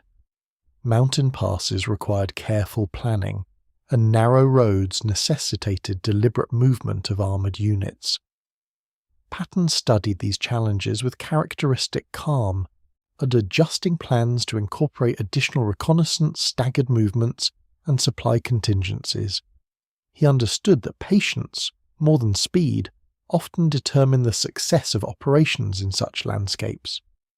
His leadership during this phase reflected a deepened appreciation for the interplay between terrain, logistics, and tactical opportunity. By late July, Patton's forces approached the northern coast of Sicily, where towns clung to hillsides overlooking the sea. The advance required careful synchronization between ground units and supporting naval and air elements. Patton attended planning sessions in quiet makeshift headquarters, rooms lit by oil lamps or shaded by canvas awnings, where he reviewed operations with staff officers in calm, steady tones. He emphasized the importance of maintaining momentum while also guarding against overextension, ensuring that each unit received the support necessary to continue its advance. As the campaign neared completion, the Allied forces moved toward the strait separating Sicily from the Italian mainland. Patton observed the distant coastline across narrow waters, recognizing that the conclusion of the Sicilian operation marked not an end, but a transition. The lessons learned on the island, ranging from coordination across difficult terrain to the steady management of supply networks, would prove valuable in future operations. The campaign concluded in August 1943, with the island secured and Allied forces preparing for subsequent operations in mainland Italy. Patton reflected on the experience with characteristic thoughtfulness. The Sicilian landscape, with its ancient towns, challenging roads, and varied terrain, had offered opportunities for learning that extended beyond tactical considerations. It had demonstrated the importance of adaptability, cooperation, and calm leadership in complex environments. As he prepared to leave Sicily, Patton carried with him the quiet confidence shaped by this campaign. the steady progress of his units, the thoughtful adjustments made in response to terrain, and the disciplined coordination across multiple elements of the army all contributed to his growing reputation as a leader capable of guiding large formations through challenging operations. The next stage of the war awaited him: a new environment, new responsibilities, and the continuation of a journey defined not by haste, but by deliberate preparation and composed execution. After the conclusion of the Sicilian campaign, George S. Patton entered a period of transition, marked not by immediate movement into combat, but by months of quiet preparation, reflection, and readiness. The Allied command, shaping its strategy for the liberation of Western Europe, required careful coordination across multiple nations and branches of service. Patton travelled to United Kingdom, where the calm countryside and steady routines of military camps provided the setting for one of the most deliberate phases of his wartime service. England in 1944 offered a mixture of anticipation and restraint, an atmosphere in which soldiers trained intensely while awaiting the moment when their preparation would be called upon. Patton's arrival in England came at a time when the Allies were organising the enormous undertaking that would become Operation Overlord, the invasion of France. Although Patton did not take part in the first wave of landings, his presence in Britain served several important purposes. He spent long hours studying the geography of northern France, reviewing maps that depicted beaches, villages, hedgerows, and road networks. The English landscape, marked by rolling hills, small farms, and quiet lanes, provided a setting in which he could reflect on how similar terrain might shape movement once operations shifted to the continent. The camps scattered across southern England housed divisions preparing for eventual deployment. Patton visited these locations regularly, observing training exercises conducted in fields that had been marked out for manoeuvres. Soldiers practiced under cloudy skies or soft drizzles, conditions common to the region. Patton watched armoured units navigate winding country roads, infantry companies rehearsing tactical formations, and supply units refining the routines that would support extended operations. His presence was calm and observant. He offered guidance when necessary, but much of his time was spent watching quietly, making mental note of strengths, habits, and areas requiring further refinement. Though Patton was not initially assigned a direct command role for the Normandy landings, his reputation played a deliberate part in Allied planning. The German High Command, assessing Allied movements, believed that Patton would lead the primary assault. As a result, the Allies created a notional formation known as the 1st United States Army Group, headquartered in southeast England. Patton served as its visible commander, travelling to decoy installations and attending carefully choreographed events designed to reinforce the perception that large forces were gathering under his leadership. These activities unfolded at a slow, steady pace, shaped as much by quiet routine as by strategic intent. During this period, Patton took time to refine his understanding of the challenges that awaited American forces in France. He studied the bocage country of Normandy, an environment of hedgerows, narrow roads, and small fields bordered by earthen embankments.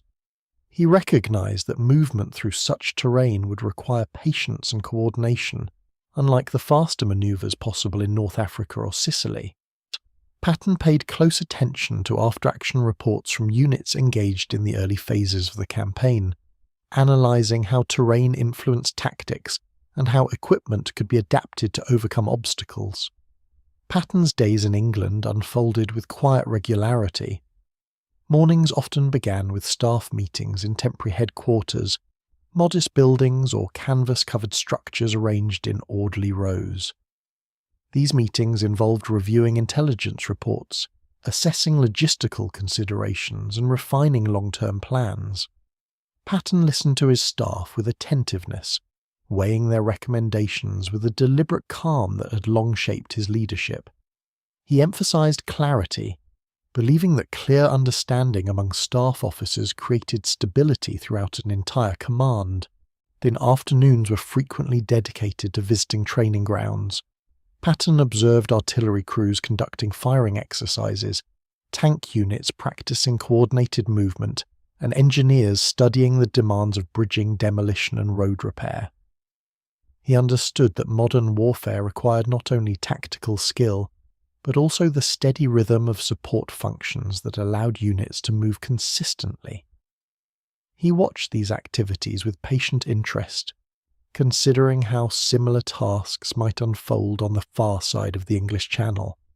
Patton also devoted himself to the physical well-being of his troops. He believed that conditioning, rest, and steady routines helped maintain morale. He visited barracks and mess halls, noting the arrangements of living spaces and observing the quiet habits of soldiers at rest. These visits were not dramatic inspections, but calm opportunities to understand the daily life of the men who would soon be engaged in demanding operations. Patton carried himself with a quiet assurance, offering encouragement in simple, steady words. Evenings in England provided time for reflection. Patton reviewed maps beneath the soft glow of lamps, writing notes in his journal with measured strokes. His reflections during this period reveal a thoughtful awareness of the responsibilities ahead. He understood that leadership required not only command skill, but also emotional steadiness, an ability to remain composed amid uncertainty. These quiet hours became an essential part of his preparation, allowing him to synthesize information from many sources and to strengthen the mental framework from which he would lead. In July 1944, as the Allied forces expanded their foothold in Normandy, Patton received the assignment that would define the next major phase of his wartime service: command of the 3rd United States Army. The appointment aligned naturally with his years of preparation. The Third Army would require rapid movement, coordinated operations across broad frontages, and the ability to adapt quickly to unfolding conditions. Patton approached the assignment with calm readiness, recognizing that his moment to re-enter active operations had arrived.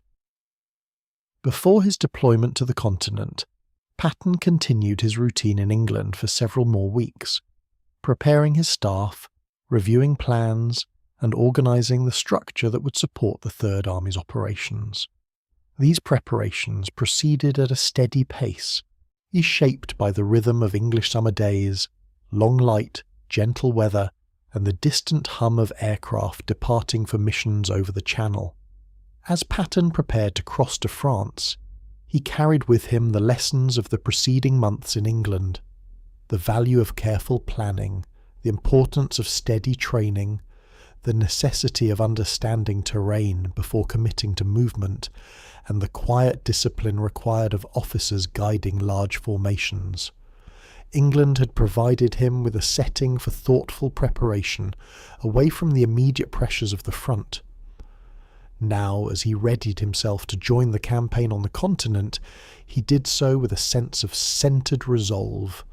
The transition from England to France marked not only a geographical shift, but also the culmination of preparation that had unfolded slowly, patiently, and with deliberate care. Patton stepped into the next phase of his journey with the calm assurance that he had used this time well, carrying with him the quiet readiness required to guide the Third Army across the fields, towns, and river valleys of Western Europe.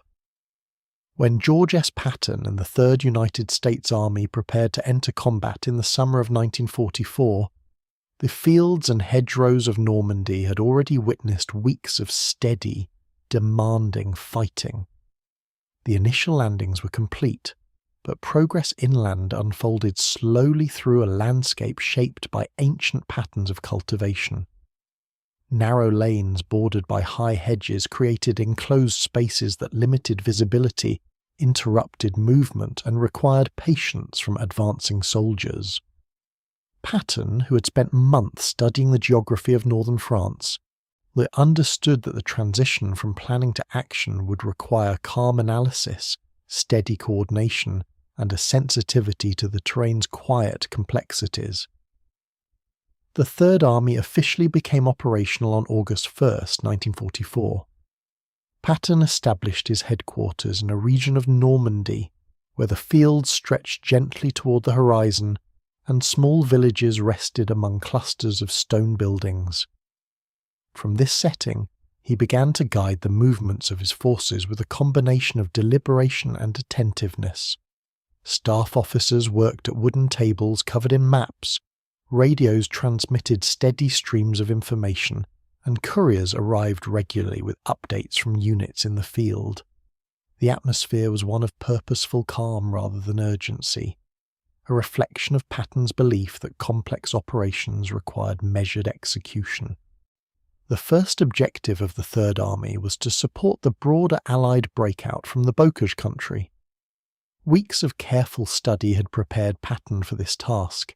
He understood that success depended on creating momentum rather than relying on sudden breakthroughs. Armoured units were positioned to exploit openings created by infantry advances, while engineers prepared to clear obstacles and maintain the flow of supply. Patton placed quiet emphasis on logistical planning, recognizing that rapid movement would be impossible without steady streams of fuel, ammunition, and food. His staff monitored supply routes with meticulous attention, ensuring that each unit remained prepared for sustained progress. The breakout began with Operation Cobra, a carefully coordinated effort to push beyond the hedgerow terrain and open the way toward the interior of France. Although the operation itself was planned before the Third Army became active, Patton's forces were positioned to take advantage of the resulting shift in the front. When the opportunity emerged, the Third Army moved with steady determination. Columns advanced along rural roads, passing through fields marked by the soft colours of late summer and the quiet presence of small farmhouses. Patton observed the movements with composed satisfaction, seeing in them the beginnings of a tempo that would define the months to come. The speed of the Third Army's progress did not arise from haste, but from preparation. Units moved in coordinated patterns, maintaining contact with supporting elements and adjusting their routes as needed. Patton emphasized communication, ensuring that each commander understood both immediate tasks and the broader objectives shaping the campaign. He believed that clarity of purpose allowed officers to act with confidence, reducing uncertainty and promoting steady movement, even when road conditions or unexpected obstacles arose. As the breakout expanded, Patton focused on consolidating positions and maintaining the flow of supplies. The narrow lanes of Normandy were gradually replaced by broader routes leading into open country. Tanks and armoured vehicles moved along these roads with a sense of quiet purpose. Dust rose in gentle clouds behind the columns, settling slowly onto hedges, fields, and the quiet stone structures lining the villages. Patton watched these movements from vantage points that allowed him to study the surrounding terrain. He made notes on road networks, observed the patterns of rivers and valleys, and identified areas where units could pause briefly to regroup before continuing their advance. The Third Army soon approached the region around Avranches, a key juncture that provided access to the open countryside of Brittany and central France. The capture of this area represented a pivotal moment in the breakout. Once secured, it allowed Patton's forces to move with increasing freedom across the interior of the country. Patton responded with measured planning, directing some units westward toward ports essential for future supply, while others turned east and south to support broader Allied objectives. The calm coordination of these movements allowed the Third Army to expand its influence across a wide front without losing cohesion. As the Third Army advanced, Patton remained attentive to the morale and well-being of the soldiers under his command. He visited units at their temporary settlements, simple bivouacs arranged in orchards, fields, or the edges of small villages. Soldiers set up tents beneath the soft shade of trees, prepared meals over quiet fires, and rested briefly before resuming their tasks. Patton moved among them with steady steps, offering brief words of encouragement and observing their equipment with practiced care. He believed that leaders should remain present, not to command through force of personality, but to understand the conditions under which their soldiers worked. The expanding front also required Patton to maintain close coordination with other Allied commanders. Meetings were held in makeshift headquarters, rooms lit by subdued lamps, with maps pinned to walls and officers gathered around tables in calm discussion. Patton contributed thoughtful observations, grounding his suggestions in the practical considerations of terrain, logistics, and timing. He recognized that successful operations depended on cooperation across national and organizational boundaries, and he approached these meetings with the same deliberate composure he brought to field operations.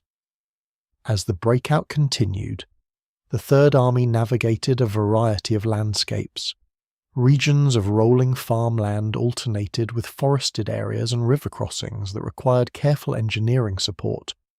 Patton directed resources to ensure that bridges were secured, roads maintained, and supply lines protected. He understood that the quiet work of engineers, logisticians, and medical personnel formed the backbone of every advance. Their efforts often unfolded behind the scenes, yet they created the conditions that allowed armoured formations to continue moving without interruption. Communication became increasingly important as the Third Army spread across the countryside. Patton emphasized the use of radios, field messages, and clear reporting procedures. He encouraged officers to maintain situational awareness, not only of their immediate tasks but of the broader operational context. This emphasis allowed units to adjust fluidly to new developments, avoiding unnecessary delays and maintaining steady progress. And Patton valued this sense of adaptive readiness, seeing it as essential to the rhythm of modern warfare. The Third Army's early operations reflected the combination of preparation, observation, and deliberate movement that defined Patton's leadership. He avoided impulsive decisions, preferring instead to rely on accumulated knowledge and careful analysis.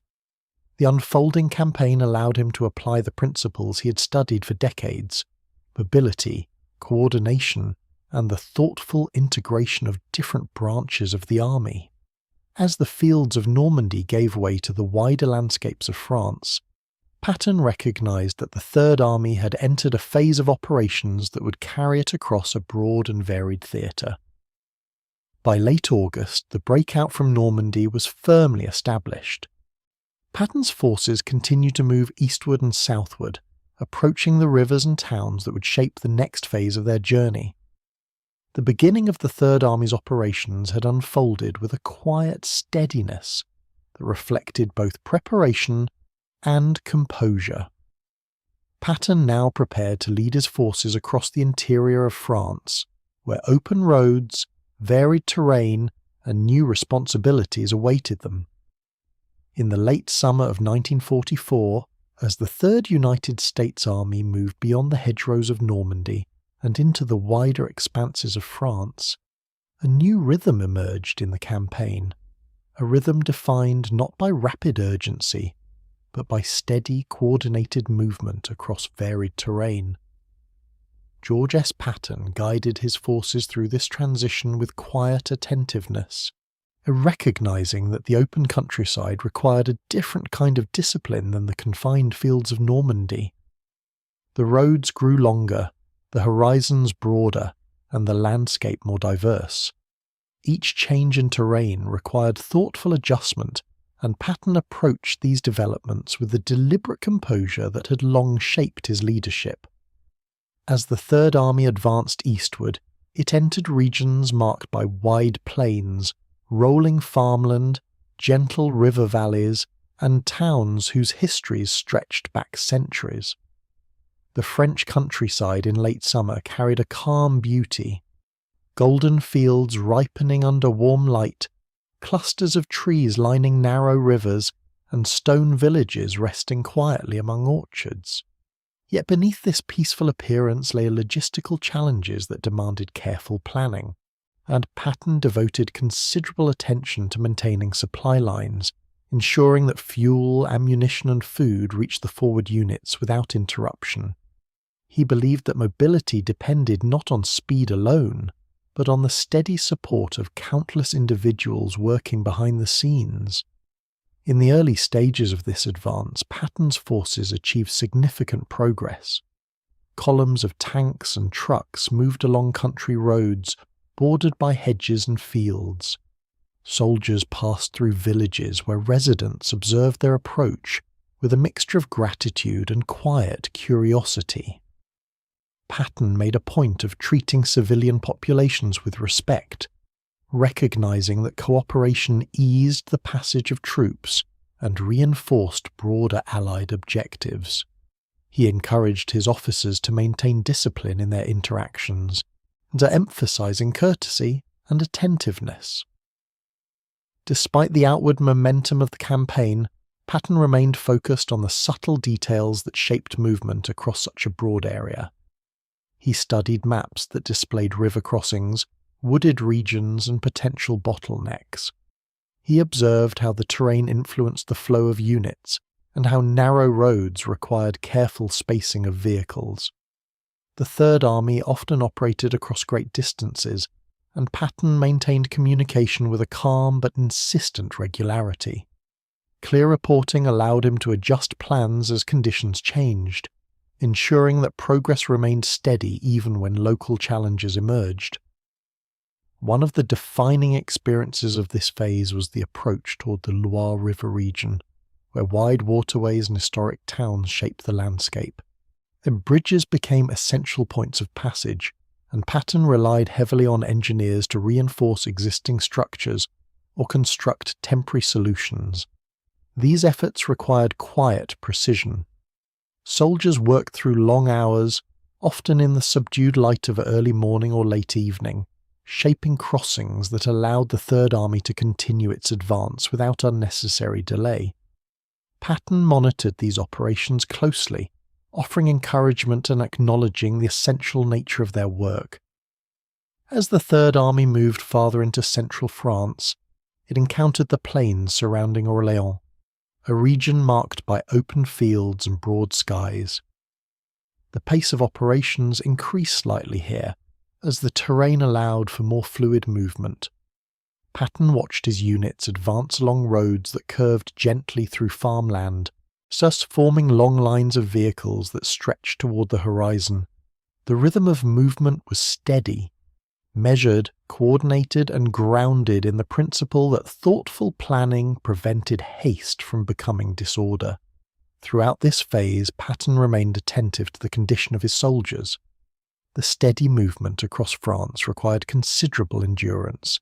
He visited forward headquarters and bivouacs where troops rested in orchards, fields, or at the edges of small woods. These visits were calm, unhurried moments in which Patton observed the quiet routines of soldiers, preparing meals, repairing equipment, or writing messages to their families. He believed that leadership required presence, not to demand attention, but to understand and respond to the needs of those under one's command. His brief conversations with officers and enlisted men reflected this philosophy, offering reassurance as they faced the continued demands of the campaign. As August turned towards September, the Third Army approached the region surrounding Metz, where rivers, fortifications, and wooded areas introduced new challenges.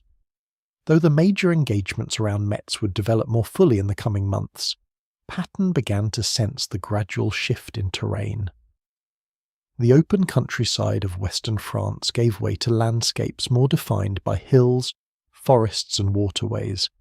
This transition required renewed attention to route selection, supply distribution, and unit coordination. Patton adjusted to these changes with his characteristic thoughtfulness, reviewing plans in quiet conference rooms where maps covered tables and staff officers offered detailed reports. Even as the terrain grew more complex, the morale of the Third Army remained steady. The progress across France during these weeks carried both practical significance and symbolic meaning. Each town liberated brought quiet moments of connection between soldiers and civilians. Patton observed these interactions from a respectful distance, recognizing the dignity of local communities reclaiming their daily lives.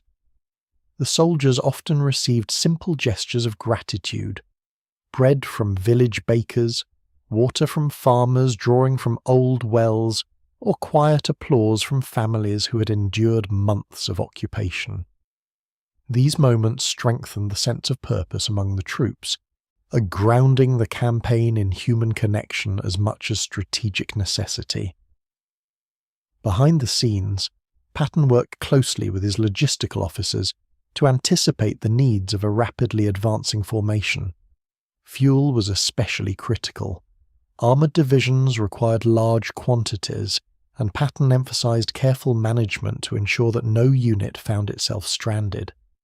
Supply trucks moved steadily along designated routes, forming a quiet lifeline that supported the Third Army's mobility. Patton reviewed these operations frequently, understanding that smooth logistics formed the foundation of sustained progress. Coordination with other Allied armies also became increasingly important. Patton maintained communication with commanders overseeing adjacent sectors, adjusting his movements to align with the broader plan. These exchanges unfolded in quiet meetings held in temporary headquarters, converted farms, town halls, or simple rooms lit by subdued lamps. Patton valued these interactions for the clarity they provided, and he participated with a calm awareness of how each decision contributed to the overall advance across France. As the Third Army continued eastward, the roads grew busier with the movement of vehicles, supplies, and personnel. Dust settled on uniforms and equipment, the air carrying the faint scent of late summer fields. Despite the logistical demands, the soldiers moved with a quiet steadiness, their routines shaped by the calm confidence of well-organised operations. Patton watched these movements with a reflective sense of continuity, seeing in them the realisation of principles he had studied throughout his life: mobility, coordination, and disciplined execution. By early September, the Third Army reached the Meuse River, where broader strategic considerations began to shape the next phase of the campaign. The momentum across France had been steady, but Patton understood that every advance required a pause for consolidation. His focus now shifted subtly toward preparing his forces for operations in more challenging terrain, operations that would demand even greater attention to detail and coordination. As the Third Army paused along the Meuse, Patton reflected on the journey across France. The campaign had unfolded through varied landscapes and complex conditions, yet its progress had been guided consistently by calm leadership, disciplined planning, and the quiet determination of thousands of soldiers. This phase of the war, shaped by movement rather than confrontation, revealed the subtle strength of coordinated effort carried out with care. Patton now prepared himself and his command for the operations ahead, a gradual shift from open plains to fortified regions, from steady movement to more deliberate engagements. The quiet countryside of France had given the Third Army a rhythm of momentum. The next chapters would require a different kind of endurance, shaped by patience, reflection, and the steady resolve that had carried Patton through every stage of his journey. The advance of the Third United States Army, so fluid across the open expanses of western France, began to encounter a different kind of resistance as the summer of 1944 gave way to early autumn. The region of Lorraine, with its dense forests, winding rivers, and fortified towns shaped by centuries of shifting borders, introduced a slower rhythm to the campaign. Here, the terrain narrowed, the roads twisted, and the weather settled into a pattern of steady rain. For George S. Patton, accustomed to coordinating broad movements across open country, the Lorraine landscape required a thoughtful adjustment, one grounded in patience, careful preparation, and a calm acceptance of gradual progress. The approach toward Lorraine began as the Third Army crossed the Meuse River, a broad waterway flowing through quiet valleys and towns. Engineers constructed bridges under subdued skies, their work illuminated by the soft glow of lanterns in the early morning hours. Tanks and supply trucks crossed slowly, their engines humming steadily as they moved toward the more intricate terrain ahead. Patton observed these crossings with composed attention, recognizing that each completed bridge represented not only a physical passage, but the readiness of his forces to adapt to the changing nature of the campaign. Once east of the Meuse, the landscape shifted almost immediately. Forests pressed close to narrow roads, and hills rose gently above the valleys. Villages appeared in clusters, often centered around old stone churches or small squares, where daily life continued quietly amid the distant sounds of military movement. The weather grew cooler, and mist often settled along the low ground at dawn. Patton sensed that this new environment would demand a slower, more deliberate approach. He prepared himself for a phase of operations defined not by speed but by persistence. One of the first challenges in Lorraine involved securing crossings over the Moselle River, a waterway that wound through terrain shaped by vineyards, orchards, and centuries-old settlements. The Moselle's banks, sometimes steep and sometimes marshy, complicated movement. Bridges had been destroyed or damaged, and German forces occupied fortified positions along the high ground. Patton studied these conditions carefully, reviewing maps that traced the river's path and noting where natural contours created obstacles or opportunities.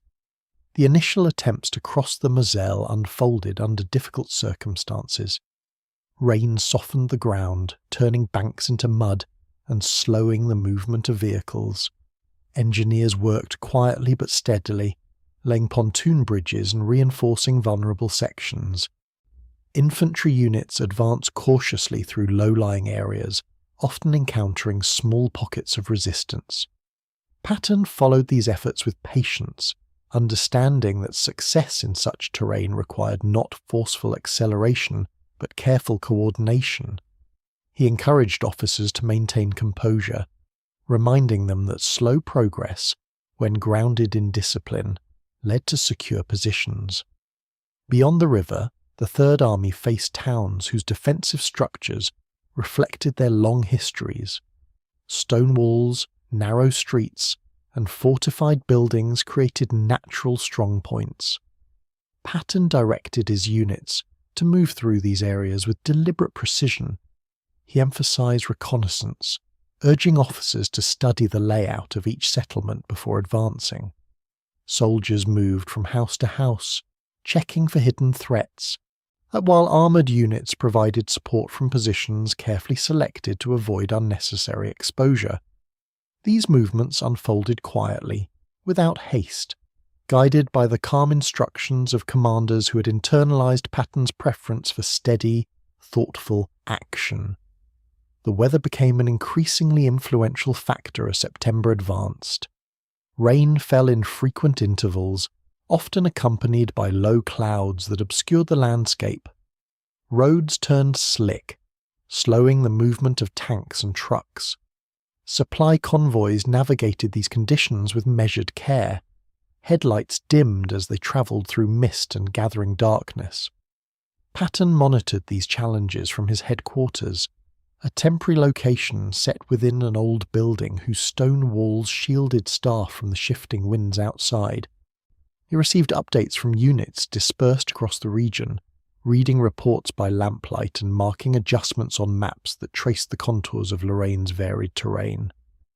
Despite the slow pace, Patton remained steady in his expectations.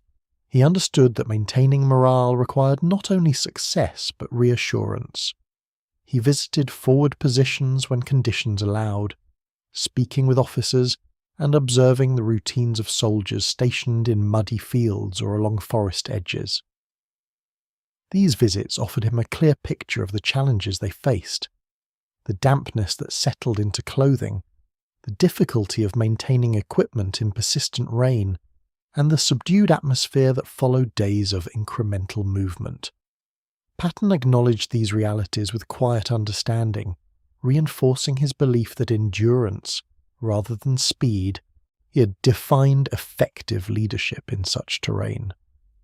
The city of Metz, surrounded by natural defences and fortified positions, stood as one of the major obstacles in the Lorraine region. Its strongholds reflected centuries of strategic importance. Patton approached the area with thoughtful restraint, recognizing that a rushed assault would lead to unnecessary difficulty. Instead, he emphasized preparation, positioning artillery, coordinating with engineers, and studying the patterns of movement within the city's defensive perimeter. He believed that understanding the terrain in detail allowed commanders to make informed decisions without resorting to risky haste. Throughout the campaign, communication remained essential. Patton insisted on clear reports from each unit, enabling him to adjust movements with precision, and radios crackled with steady exchanges, connecting dispersed elements of the Third Army. Messages flowed from command posts in old farmhouses or village buildings, temporarily converted into operational centres. Patton reviewed this information with calm concentration, ensuring that each decision aligned with the broader objective of securing Lorraine while preserving the cohesion of his forces. The Lorraine campaign unfolded as a prolonged test of endurance. Progress was measured in small increments rather than sweeping advances. Yet Patton recognized that such moments held their own significance. Every secured bridge, every stabilized position, and every successful crossing contributed to the overall movement toward the German frontier. Or he understood that warfare involved not only rapid maneuvers, but also the steady patience required to navigate difficult terrain and changing conditions. By late autumn, the Third Army had established positions across significant portions of Lorraine. The river crossings stood firm, supply lines continued to function despite the weather, and units had adapted to the slower rhythm of operations. Patton viewed these achievements as the result of collective discipline. He believed that soldiers who could maintain focus amid adversity demonstrated a strength equal to that shown in more dramatic breakthroughs. The campaign in Lorraine did not end with rapid triumph. Instead, it settled into the quiet persistence of gradual progress. Patton accepted this pace with calm understanding, and he recognizing that each phase of the war demanded its own form of leadership. Lorraine required steadiness, attentiveness to detail, and the willingness to adapt to terrain and weather. Patton embodied these qualities, guiding his forces through conditions that tested both skill and endurance. As the Third Army prepared for the next stage, the winter of 1944 approached, a season that would introduce new challenges and require renewed resilience. Patton stood ready to meet those demands, carrying forward the lessons learned in Lorraine: patience amid difficulty, clarity amid complexity, and the quiet strength found in disciplined, measured progress.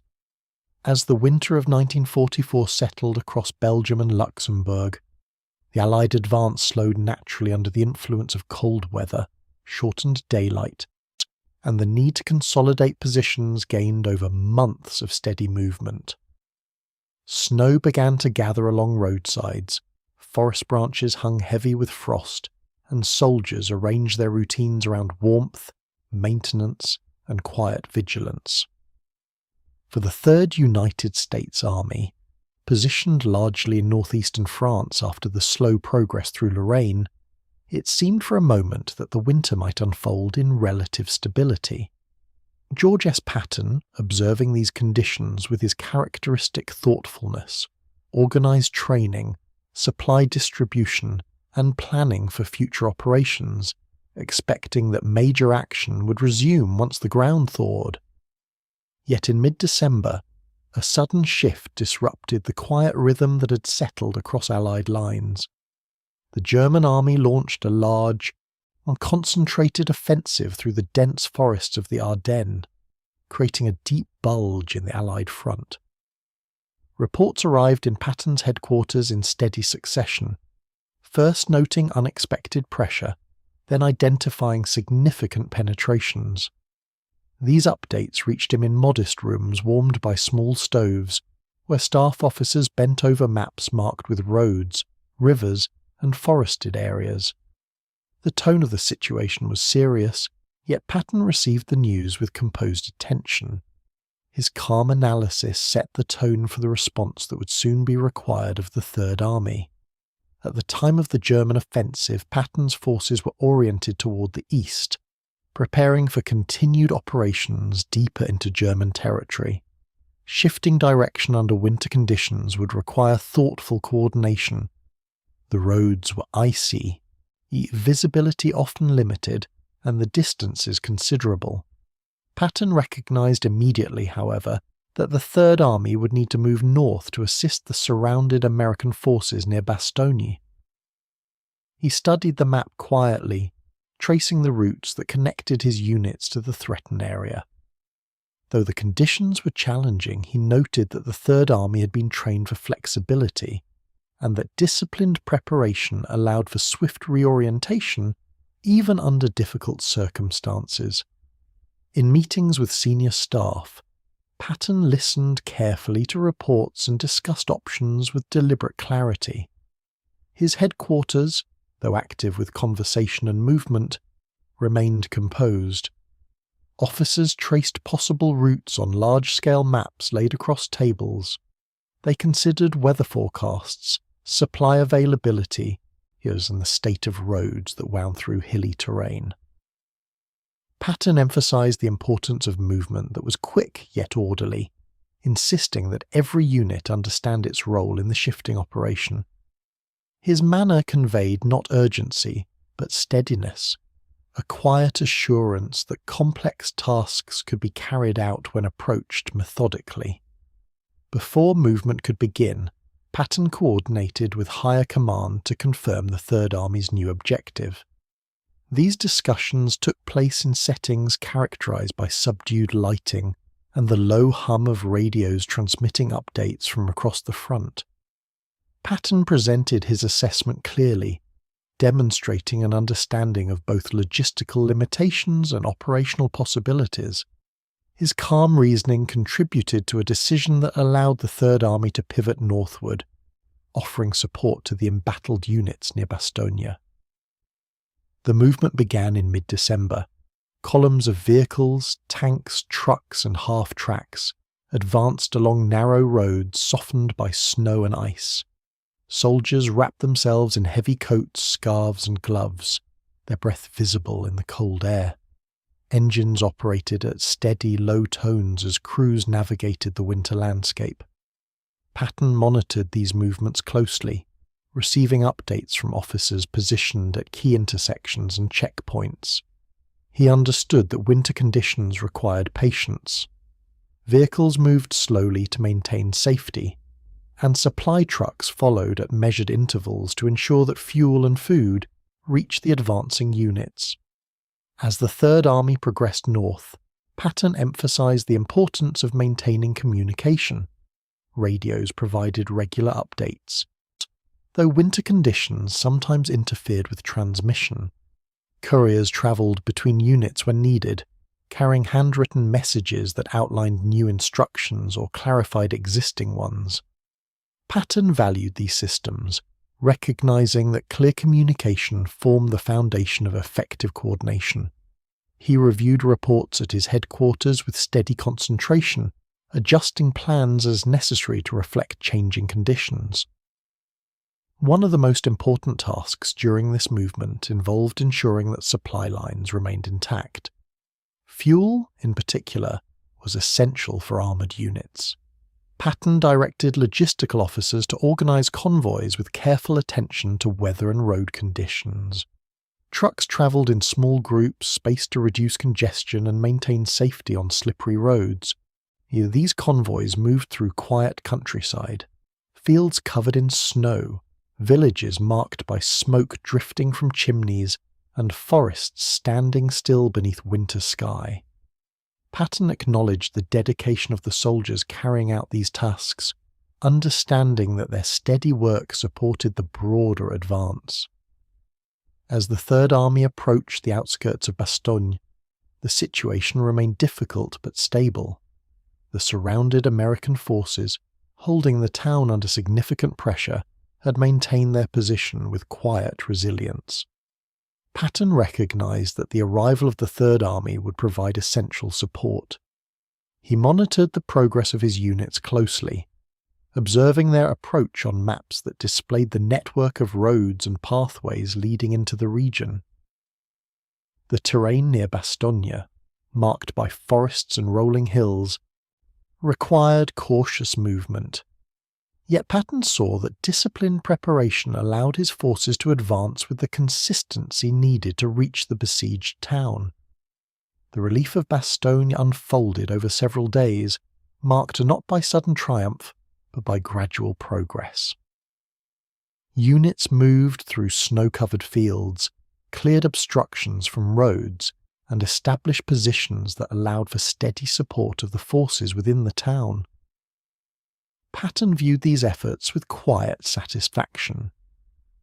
The completion of the relief demonstrated the value of preparation, communication, and composed leadership, a combination of qualities he had cultivated throughout his career. Even after the immediate pressure around Bastogne eased, the winter campaign continued to unfold. Patton remained focused on consolidating positions, ensuring that units were supplied, and preparing for renewed operations once weather improved. He visited forward positions when conditions allowed, walking carefully through snow-covered ground to observe the routines of soldiers maintaining equipment, preparing meals, or setting up temporary shelters. These visits reinforced his appreciation for the endurance of his troops, who carried out their duties amid cold, dampness, and extended periods of limited visibility. Throughout the Battle of the Bulge, Patton maintained a steady presence. His decisions reflected a balance of urgency and composure, allowing the Third Army to adjust to rapidly changing circumstances without losing its sense of direction. He believed deeply in the capacity of soldiers to meet challenges when provided with clear guidance and reliable support, and his leadership during this period reflected that belief, offering stability in a moment marked by uncertainty. By late January 1945, the German offensive had subsided, and Allied lines returned to a position of relative balance. The forests of the Ardennes grew quiet once more, and snow covered the traces of recent movement. Patton used this time to plan the next phase of operations, recognizing that the campaign would soon transition toward the final advance into Germany. The winter had tested the Third Army's endurance, yet it had also demonstrated the strength of disciplined preparation and steady leadership. As the season began to shift toward early spring, Patton reflected on the lessons of the Ardennes. He understood that not all phases of war were defined by rapid movement. Some required patience, deliberate planning, and the ability to remain calm amid urgent demands. The Battle of the Bulge had revealed these qualities within both the Third Army and its commander. Now, with renewed clarity, Patton prepared to guide his forces toward the Rhine, where the next chapter of the campaign awaited. As the winter of 1944 to 1945 gradually receded, the landscape across Germany began to shift. Snow melted into the soft earth, rivers carried cold water beneath pale skies, and the early signs of spring emerged slowly across fields and forest edges. For George S. Patton and the 3rd United States Army, this seasonal change marked the approach of a significant transition. The months of winter endurance were giving way to conditions more suitable for coordinated movement, and the army now faced the prospect of crossing the Rhine River, one of the most important natural barriers in Western Europe. Patton approached this phase with his characteristic calm attentiveness, understanding that careful preparation would form the foundation of every advance. The Rhine, with its wide channel and strong current, had long held strategic importance. Cities and towns stood along its banks, each shaped by centuries of regional history. Patton studied maps of the river closely, tracing potential crossing points and noting the terrain on either side. He reviewed reports from engineers who analysed bridge conditions and surveyed areas where temporary structures could be erected. Patton recognised that crossing the Rhine required meticulous planning, an understanding of banks, currents, weather, and the logistical demands of moving large units across a major waterway. Before approaching the river itself, the Third Army advanced steadily across western Germany. The landscape here differed from the forests of the Ardennes and the fortified terrain of Lorraine. Villages appeared at regular intervals, connected by roads that wound gently through farmland. Fields lay dormant under the cool light of early spring, and streams traced quiet paths through low valleys. Patton emphasised the importance of maintaining momentum while also respecting the caution required in unfamiliar territory. German resistance persisted in pockets, and Patton directed his units to advance with steady awareness rather than haste. The approach toward the Rhine required close coordination among infantry, armour, engineers, and logistical units. Tanks moved along routes chosen for their stability, avoiding soft ground where recent thawing might impede movement. Engineers cleared obstacles, repaired bridges, and prepared equipment for the challenges ahead. Supply convoys followed carefully defined paths, ensuring that fuel and ammunition reached forward positions. Patton monitored these activities from headquarters located in converted buildings along the army's route, structures where maps covered the walls and the quiet hum of communication equipment provided a steady backdrop to planning sessions. As the Third Army drew nearer to the river, Patton spent increasing time reviewing plans for the crossing. He believed that every detail mattered: the timing of movements, the placement of artillery, the behaviour of currents, and the nature of river banks. Meetings were held in calm surroundings, rooms where officers gathered around large tables, discussing potential contingencies with measured voices. Patton listened closely, weighing each factor with deliberate thought. He knew that successful execution required not dramatic gestures, but quiet confidence built on thorough preparation. The chosen crossing site lay near areas where the riverbanks allowed approach with relative stability. Engineers prepared pontoon bridges, assembling sections with care under the watchful supervision of officers experienced in river operations. These preparations took place at dawn and dusk, when light was soft and activity could unfold with fewer distractions. Soldiers worked steadily, aligning each component and securing it in place. The stillness of early morning often accompanied these preparations, the gentle sound of flowing water mixing with muted conversation among the engineers. On the day of the crossing, Patton maintained a composed presence. He oversaw the operation from a vantage point where he could observe both the river and the movement of units assembling for transit. Infantry boarded small boats designed to navigate the river's current, while vehicles waited for the completion of pontoon structures capable of supporting their weight. The crossing unfolded not with haste but with quiet discipline.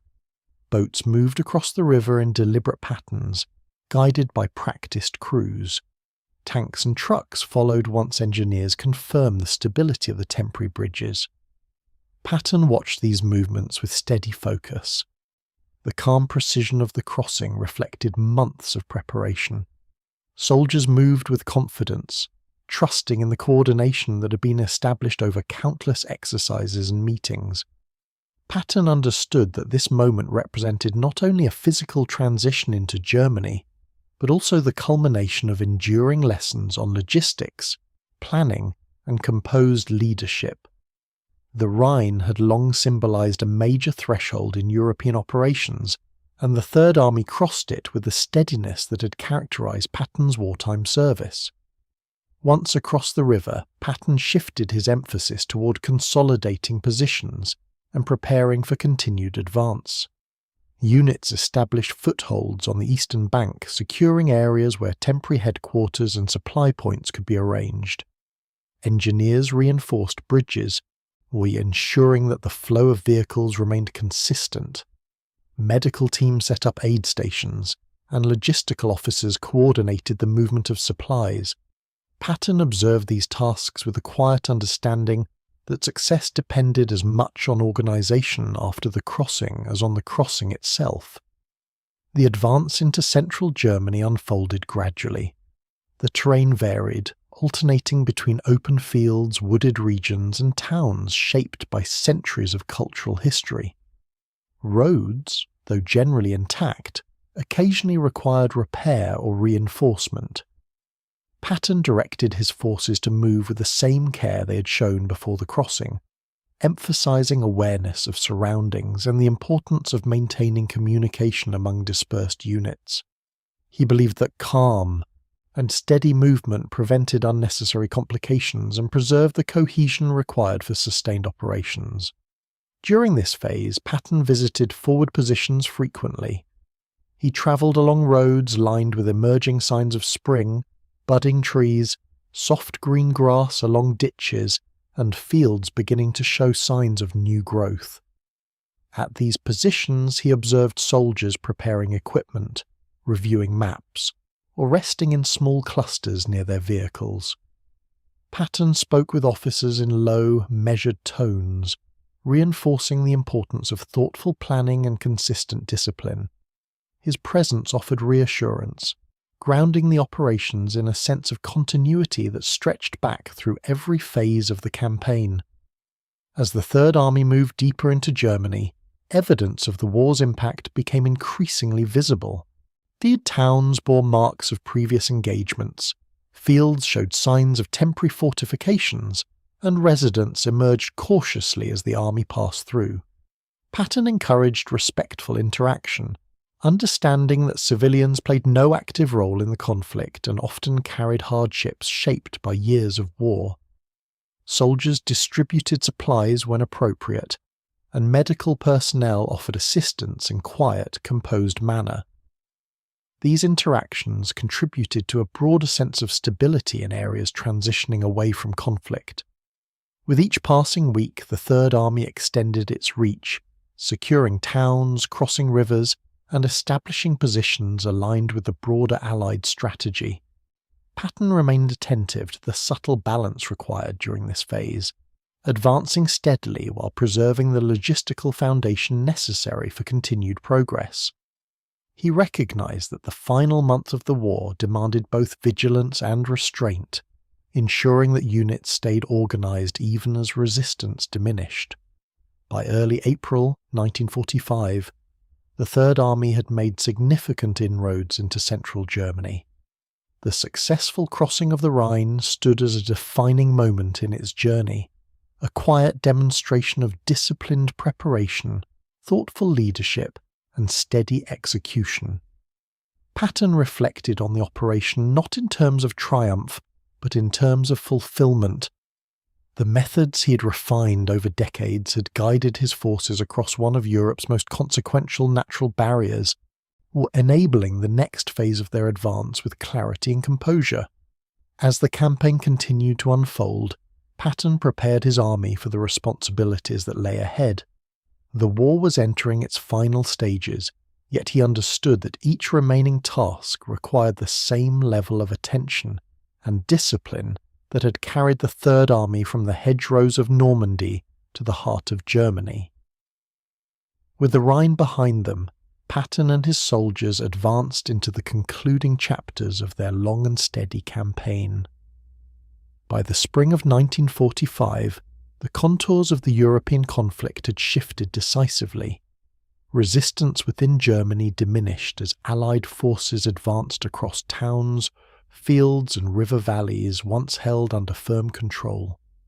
For George S. Patton and the Third United States Army, then this phase of the campaign unfolded with a quiet steadiness shaped by both the momentum of previous months and the responsibility inherent in approaching the final acts of the war. Although the pace of movement remained deliberate, the character of operations changed subtly. The Third Army now encountered fewer organised defences and more of the difficult tasks associated with transition, tasks that required patience, care, and a heightened awareness of the humanitarian dimensions of military duty. The early days of this period were marked by continued movement through central Germany. The countryside carried the early signs of spring, trees budding along quiet roadsides, fields showing fresh growth, and rivers flowing more freely as winter's cold receded. Patton observed these changes even as he maintained his concentration on the practical matters of command. Each town entered by the Third Army required careful assessment. Some had seen little direct conflict, retaining their structures and routines, while others had experienced disruption that left buildings damaged and civilian populations unsettled. Patton directed his officers to approach each settlement with composed attentiveness, ensuring that order was established and that essential services were restored whenever possible. As the Third Army advanced, it began to encounter increasing numbers of territories recently abandoned by retreating forces. These areas held prisoners of war, labourers and civilians displaced by years of conflict. The discovery of these populations placed new responsibilities on the Third Army. Patton assigned medical personnel, logistical officers, and support units to organise assistance. Temporary shelters were arranged, food and water distributed, and medical evaluations conducted with quiet diligence. Patton understood that war imposed obligations beyond purely military objectives, and he emphasised the importance of treating those affected with care and steady professionalism. Communication between units remained essential during this time. Patton relied on consistent updates from officers spread across a widening front. Reports described not only military developments, but the conditions of civilian populations, the availability of shelter, and the state of infrastructure. Patton read these dispatches with quiet focus, often seated at simple wooden tables within temporary headquarters established in town halls, schools, or other public buildings. He marked decisions on maps using deliberate strokes, noting where supply routes needed reinforcement or where additional personnel were required to support local populations. In early April, the Third Army reached areas where evidence of the war's human cost became increasingly clear. Patton and his officers entered camps that had housed forced labourers and other detained groups. These sites, often located near rail lines or industrial areas, bore signs of hardship and neglect. Patton moved through them with measured steps, observing the conditions with solemn composure. He directed medical teams to provide immediate assistance and ordered supplies to be distributed promptly. Though he approached these tasks with a calm exterior, the gravity of what he witnessed informed his sense of the war's broader impact. But even as the Third Army addressed these humanitarian responsibilities, it continued to secure strategic locations. Bridges, rail yards, and roads required careful supervision to maintain stability in regions recently relinquished by retreating forces. Patton instructed engineers to assess structural integrity, repair damage where possible, and ensure that essential routes remained passable. These tasks unfolded quietly, often at dawn or dusk beneath the gentle light of early spring skies. Soldiers worked methodically, aware that each completed repair contributed to the broader effort to maintain order amid the shifting dynamics of the war's final months. During this period, Patton also devoted time to coordinating with Allied commands overseeing adjacent sectors. Meetings took place in calm, nor orderly settings, rooms where maps hung neatly on walls and officers discussed developments with subdued voices. Patton listened attentively, offering thoughtful observations grounded in the practical experience of recent operations. He understood that as forces moved deeper into Germany, coordination between commands became increasingly important to avoid overlap, maintain supply efficiency, and provide consistent support to liberated populations. The progress of the Third Army eventually brought it to the region of southern Germany, where rivers flowed through valleys bordered by forested hills. Here, units encountered towns that had preserved much of their traditional architecture: half-timbered houses, market squares and stone bridges softened by the season's emerging greenery. Soldiers advanced through these areas with quiet respect, mindful of the distinction between military objectives and the everyday lives of civilians. Patton reinforced this mindset, instructing officers to maintain discipline and to approach each situation with calm judgment. By late April, the Third Army reached the area near the Czech border, where the boundaries of responsibilities between Allied commands were carefully defined. Patton recognized that the next steps of the campaign required adherence to these boundaries, even as his forces remained prepared for further movement. He arranged positions to secure the region, while continuing to support ongoing humanitarian and logistical tasks. The shifting front lines now reflected not the need for continued offensive action, but the steady process of bringing stability to areas long affected by conflict. Throughout these weeks, Patton maintained his routine of visiting forward positions. He travelled along roads bordered by newly sprouting vegetation, stopping to observe units engaged in a variety of tasks: guarding bridges, distributing supplies, or assisting civilians in relocating to safer areas. These interactions allowed him to understand the conditions faced by his soldiers, whose duties expanded beyond combat to include the quiet responsibilities of maintaining order and supporting recovery. Patton valued this adaptability, recognizing that the professionalism of his troops extended beyond their conduct in battle. By early May, the final days of the war in Europe approached. The remaining pockets of resistance dwindled, and radio messages conveyed the steady progress of capitulation across the continent. Patton received these updates with composed reflection, aware that the long sequence of movements, from Normandy to Lorraine, from the Ardennes to the Rhine, and now across southern Germany, was entering its concluding chapter. Yet he also understood that the end of active combat introduced new responsibilities, particularly in regions that required continued support and administrative oversight. On May 8, 1945, Victory in Europe Day was declared. The announcement reached Patton's headquarters in a calm but meaningful moment. Officers and staff absorbed the news quietly, aware of its significance, but also mindful of the tasks that remained. Patton acknowledged the announcement with measured words, reflecting less on celebration than on the steady work that had carried his army through the varied landscapes and challenges of the European theatre. In the days that followed, Patton focused on immediate post-war duties. He organised the distribution of supplies to affected regions, supervised the transition of areas under Third Army control to administrative authorities, and ensured that soldiers received clear guidance during this new phase. He maintained his routine of thoughtful oversight, meeting with officers, reviewing reports, and reinforcing the principles of discipline and composure. The war had ended, but the responsibility of shaping stability in its aftermath required the same calm leadership that had guided his army through combat. This period of transition revealed the breadth of Patton's role, not only as a military leader but as an overseer of the delicate shift from conflict to recovery.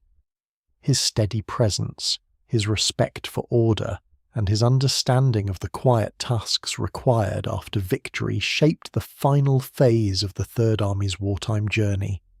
As he prepared to enter the next stage of service in a changing world, Patton carried with him the lessons and reflections of these final months, lessons rooted in the responsibilities of leadership amid both war and peace. After the declaration of Victory in Europe Day in May 1945, a sense of quiet settled gradually across the broad areas once occupied by the Third United States Army. The sounds of conflict diminished, replaced by murmurs of rebuilding, conversations among civilians returning to their homes, and the steady administrative routines that accompanied the transition from wartime operations to peacetime responsibilities. George S. Patton, who had guided the Third Army across western and central Germany, found himself in a new phase of service, one defined not by movement across battlefields, but by the careful supervision of stability in regions emerging from years of hardship. In these first post-war weeks, Patton's headquarters occupied buildings that had once served civic or administrative functions. Maps still lined the walls, radios continued to hum with updates, and staff officers met regularly, though their discussions now centered on reconstruction, jurisdiction, and organizational clarity rather than battlefield decisions. Patton approached these responsibilities with the same calm attention he'd shown during the war. He reviewed reports on displaced persons, infrastructure damage, and the needs of local populations. He recognized that order, once imposed by military necessity, now had to be shaped by cooperation, coordination, and a patient understanding of the needs of communities adjusting to a new reality. The Third Army's tasks included overseeing traffic along major roadways, securing important facilities, and administering regions where local governments had not yet regained full function. Patton's soldiers assisted in maintaining essential services, including water, food distribution, and medical care. They participated in clearing debris from roads and supporting the efforts of engineers to repair damaged bridges and utility lines. Patton understood that these tasks, though quiet and often unacknowledged, contributed to the foundation of post-war stability. He urged his officers to approach each responsibility with steady professionalism, recognizing that their actions shape the experience of civilians rebuilding their lives. As weeks passed, Patton became increasingly involved in discussions regarding occupation policy. Meetings were held in subdued rooms, spaces lit by soft electric light or daylight filtered through partially repaired windows.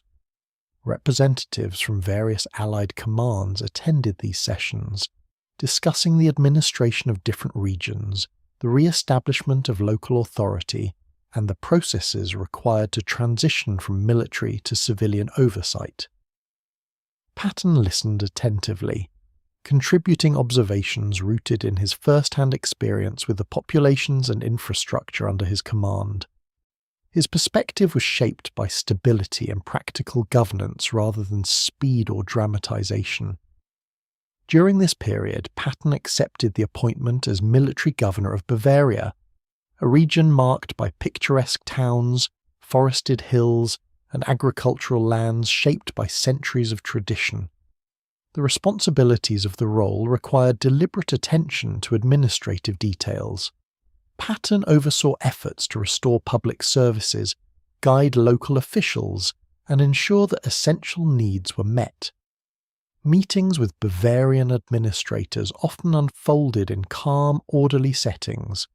Offices where simple wooden desks supported neatly arranged documents, and windows overlooked quiet streets or riverbanks.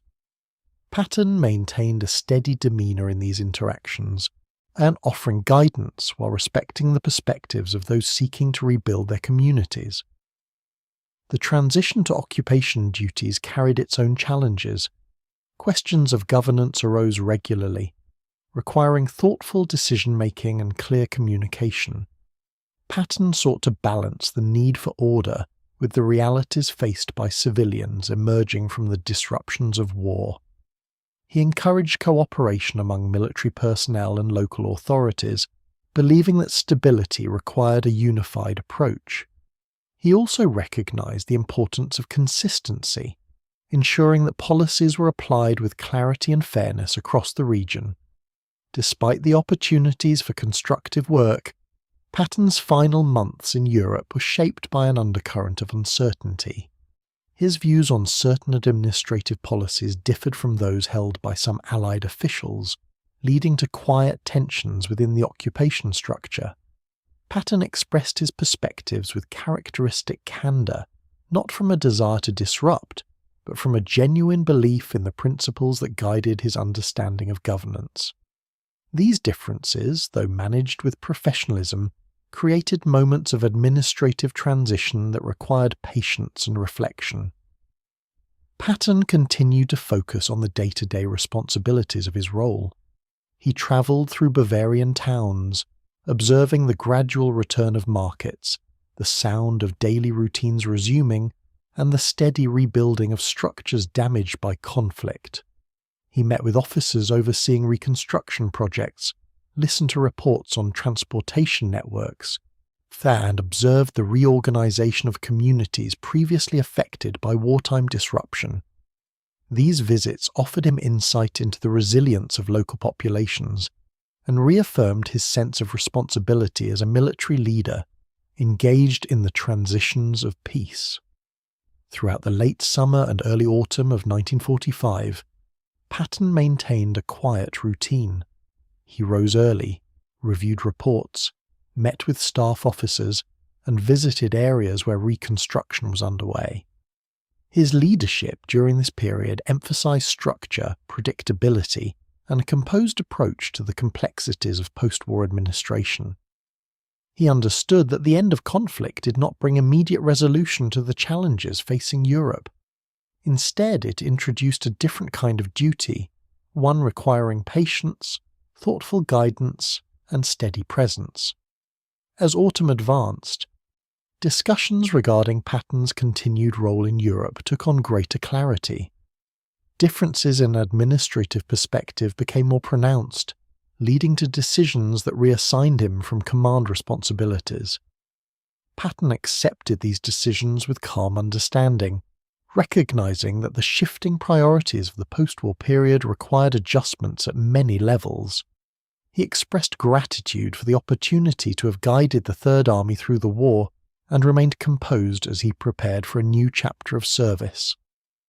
In the late months of 1945, Patton travelled within the region to bid farewell to officers and personnel with whom he had served closely. These visits were quiet, reflective occasions. Conversations took place in offices, along roadsides, or near barracks where soldiers continued their duties. Patton expressed appreciation for their discipline, dedication, and resilience. The soldiers, in turn, acknowledged the calm strength that had guided them through the varied landscapes of the European theatre.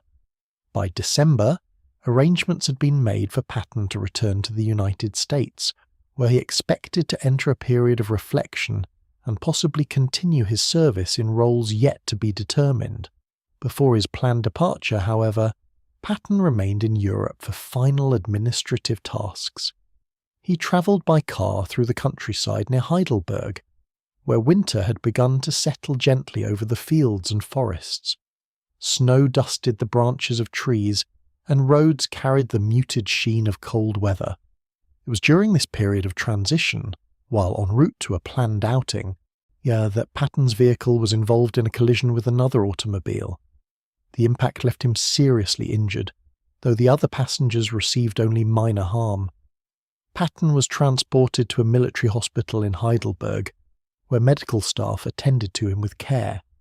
He remained conscious and composed, aware of the significance of his injuries, yet maintaining the calm demeanour that had defined him throughout his career. In the days that followed, Patton's condition remained serious. Physicians monitored him closely, providing treatment and comfort. Visitors arrived quietly, speaking in subdued tones within the hospital room. The atmosphere reflected the respect felt for a leader who had guided the Third Army through some of the most challenging phases of the war. Patton faced this final period with the same steadiness he had shown in earlier trials, thoughtful, composed, and attentive to those around him. On December 21st, 1945, Georges Patton passed away in Heidelberg. His final moments unfolded in stillness, surrounded by those who had cared for him during his injuries. News of his passing spread quietly through military and civilian communities alike, bringing a reflective awareness of the end of a life marked by thoughtful preparation, disciplined leadership, and calm resolve. Patton's final months in Europe had been shaped not by the urgency of battle, but by the responsibilities of transition. He guided communities through early recovery, supported soldiers adapting to new roles, and approached his administrative duties with the same composed attentiveness that had defined his wartime command. His passing marked the close of a chapter not only in military history, but in the story of a leader whose calm, methodical approach remained consistent from the beginning of his service to its final reflective days. In the quiet days that followed George S. Patton's passing in December 1945, the landscapes of Europe, fields slowly settling under winter frost, towns beginning to rebuild in measured rhythms, and river valleys returning to seasonal stillness, carried echoes of the long journey he had made across them. The soldiers of the 3rd United States Army continued their responsibilities amid this subdued atmosphere, shaped by the calm routines of occupation and the slow return of civilian life. Von Patton's absence was felt not through dramatic expressions, but through the gentle awareness of a guiding presence now gone. His leadership, grounded in discipline, reflection, and steady composure, lingered quietly in the routines of those who had served under him. In the United States, news of Patton's death reached communities still absorbing the broader transitions of the post-war world. Newspapers recounted his long service, tracing a path from early discipline in California to his final duties in Bavaria. These accounts emerged not with sensationalism, but with subdued respect, acknowledging both his achievements and the complex responsibilities he had carried. Veterans who had served in his commands reflected on his steady guidance, recalling the calm clarity of his instructions and his attentiveness to the details that shaped their daily work.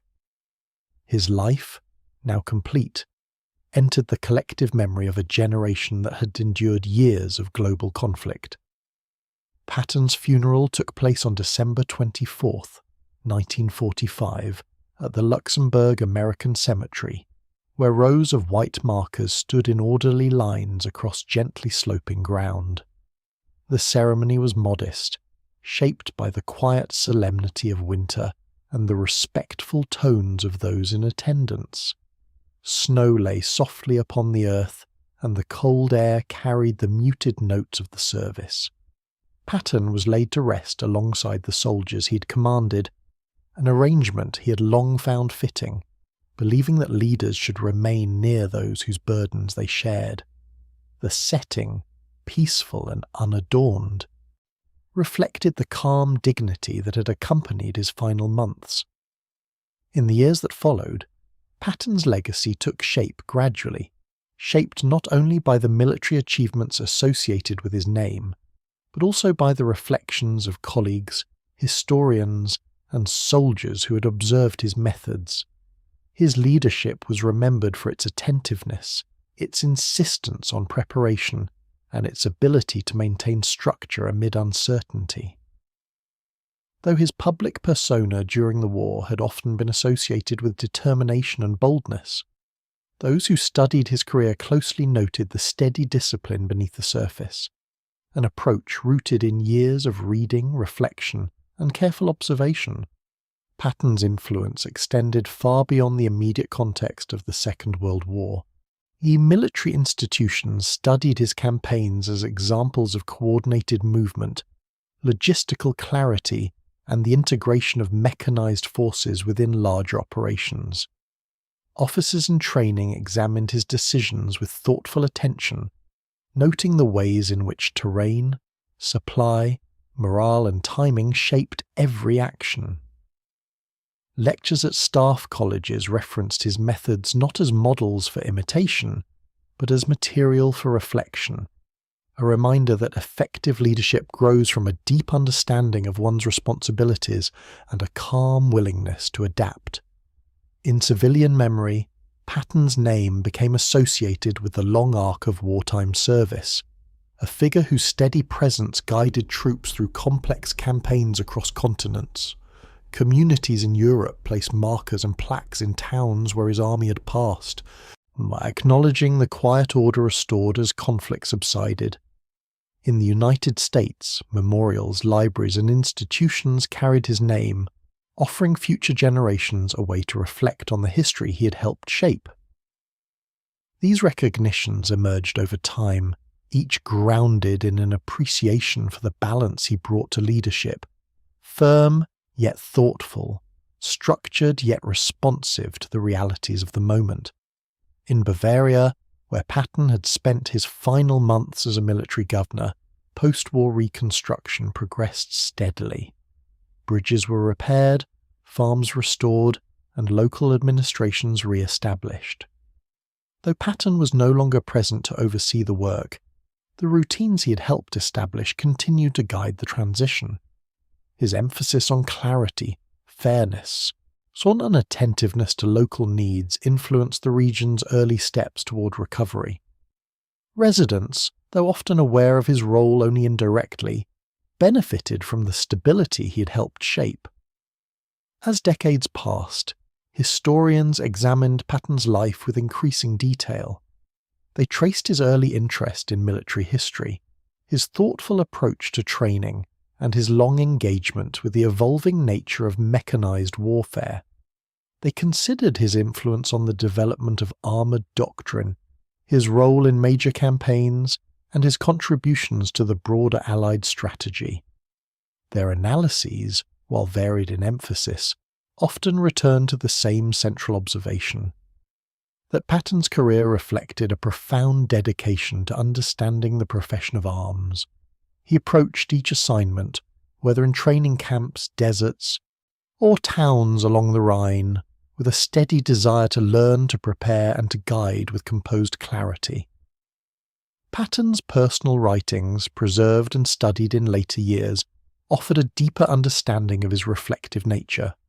His journals revealed a mind attentive to both historical continuity and present responsibility. They showed his respect for the burdens carried by soldiers, his awareness of the moral dimensions of leadership, and his quiet contemplation of the challenges inherent in guiding men through difficult circumstances. These writings added nuance to his legacy, allowing readers to appreciate the depth of thought that accompanied his outward responsibilities. In the broader context of the 20th century, Patton's life formed part of a larger narrative about the transformation of warfare, the resilience of individuals in times of upheaval, and the steady frameworks of leadership that enabled armies to adapt to unfamiliar landscapes and unfolding demands.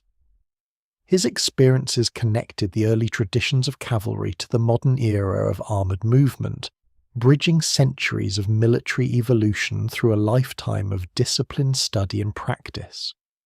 As the world moved farther from the events of the Second World War, Patton's contributions remained rooted in memory, not as isolated moments of triumph, but as elements of a long, continuous path, one shaped by thoughtful preparation, quiet perseverance, and a deep respect for the responsibilities entrusted to him. His legacy endured in classrooms, in military institutions, in the memories of communities once crossed by the Third Army, and at his resting place in Luxembourg, here where rows of markers continue to honour the steady service of those who took part in that vast and complex conflict. The life of George S. Patton, traced from his early days in California to his final moments in Europe, unfolds as a quiet reflection on leadership in a century shaped by profound change. His journey carried him across varied landscapes, deserts, hedgerows, river valleys, and towns rebuilt after long hardship. Through each stage he approached his responsibilities with calm steadiness, attentive to the details that formed the essence of effective command. His legacy rests not only in the campaigns he guided, but in the composed discipline he carried into every duty, whether in movement across continents or in the careful administration that followed the war's end. As time softens the immediacy of the events he shaped, Yet Patton's place in history remains anchored in the broader arc of the 20th century. He stands among the figures whose lives illuminate the transitions of an era, individuals who navigated uncertainty with patience, preparation, and a thoughtful respect for the burdens of leadership. His story invites quiet reflection on the interplay between conviction and humility, decision and restraint, and the steady work required to guide others through moments of great responsibility. As this narrative comes to its gentle close, the memory of Patton's life settles into a calm, reflective space, an enduring presence within the long landscape of history, where his contributions continue to be studied, remembered, and honoured. May this account, traced with unhurried steps, accompany listeners into rest, allowing the quiet rhythms of the past to drift softly into the present and ease the mind toward peace.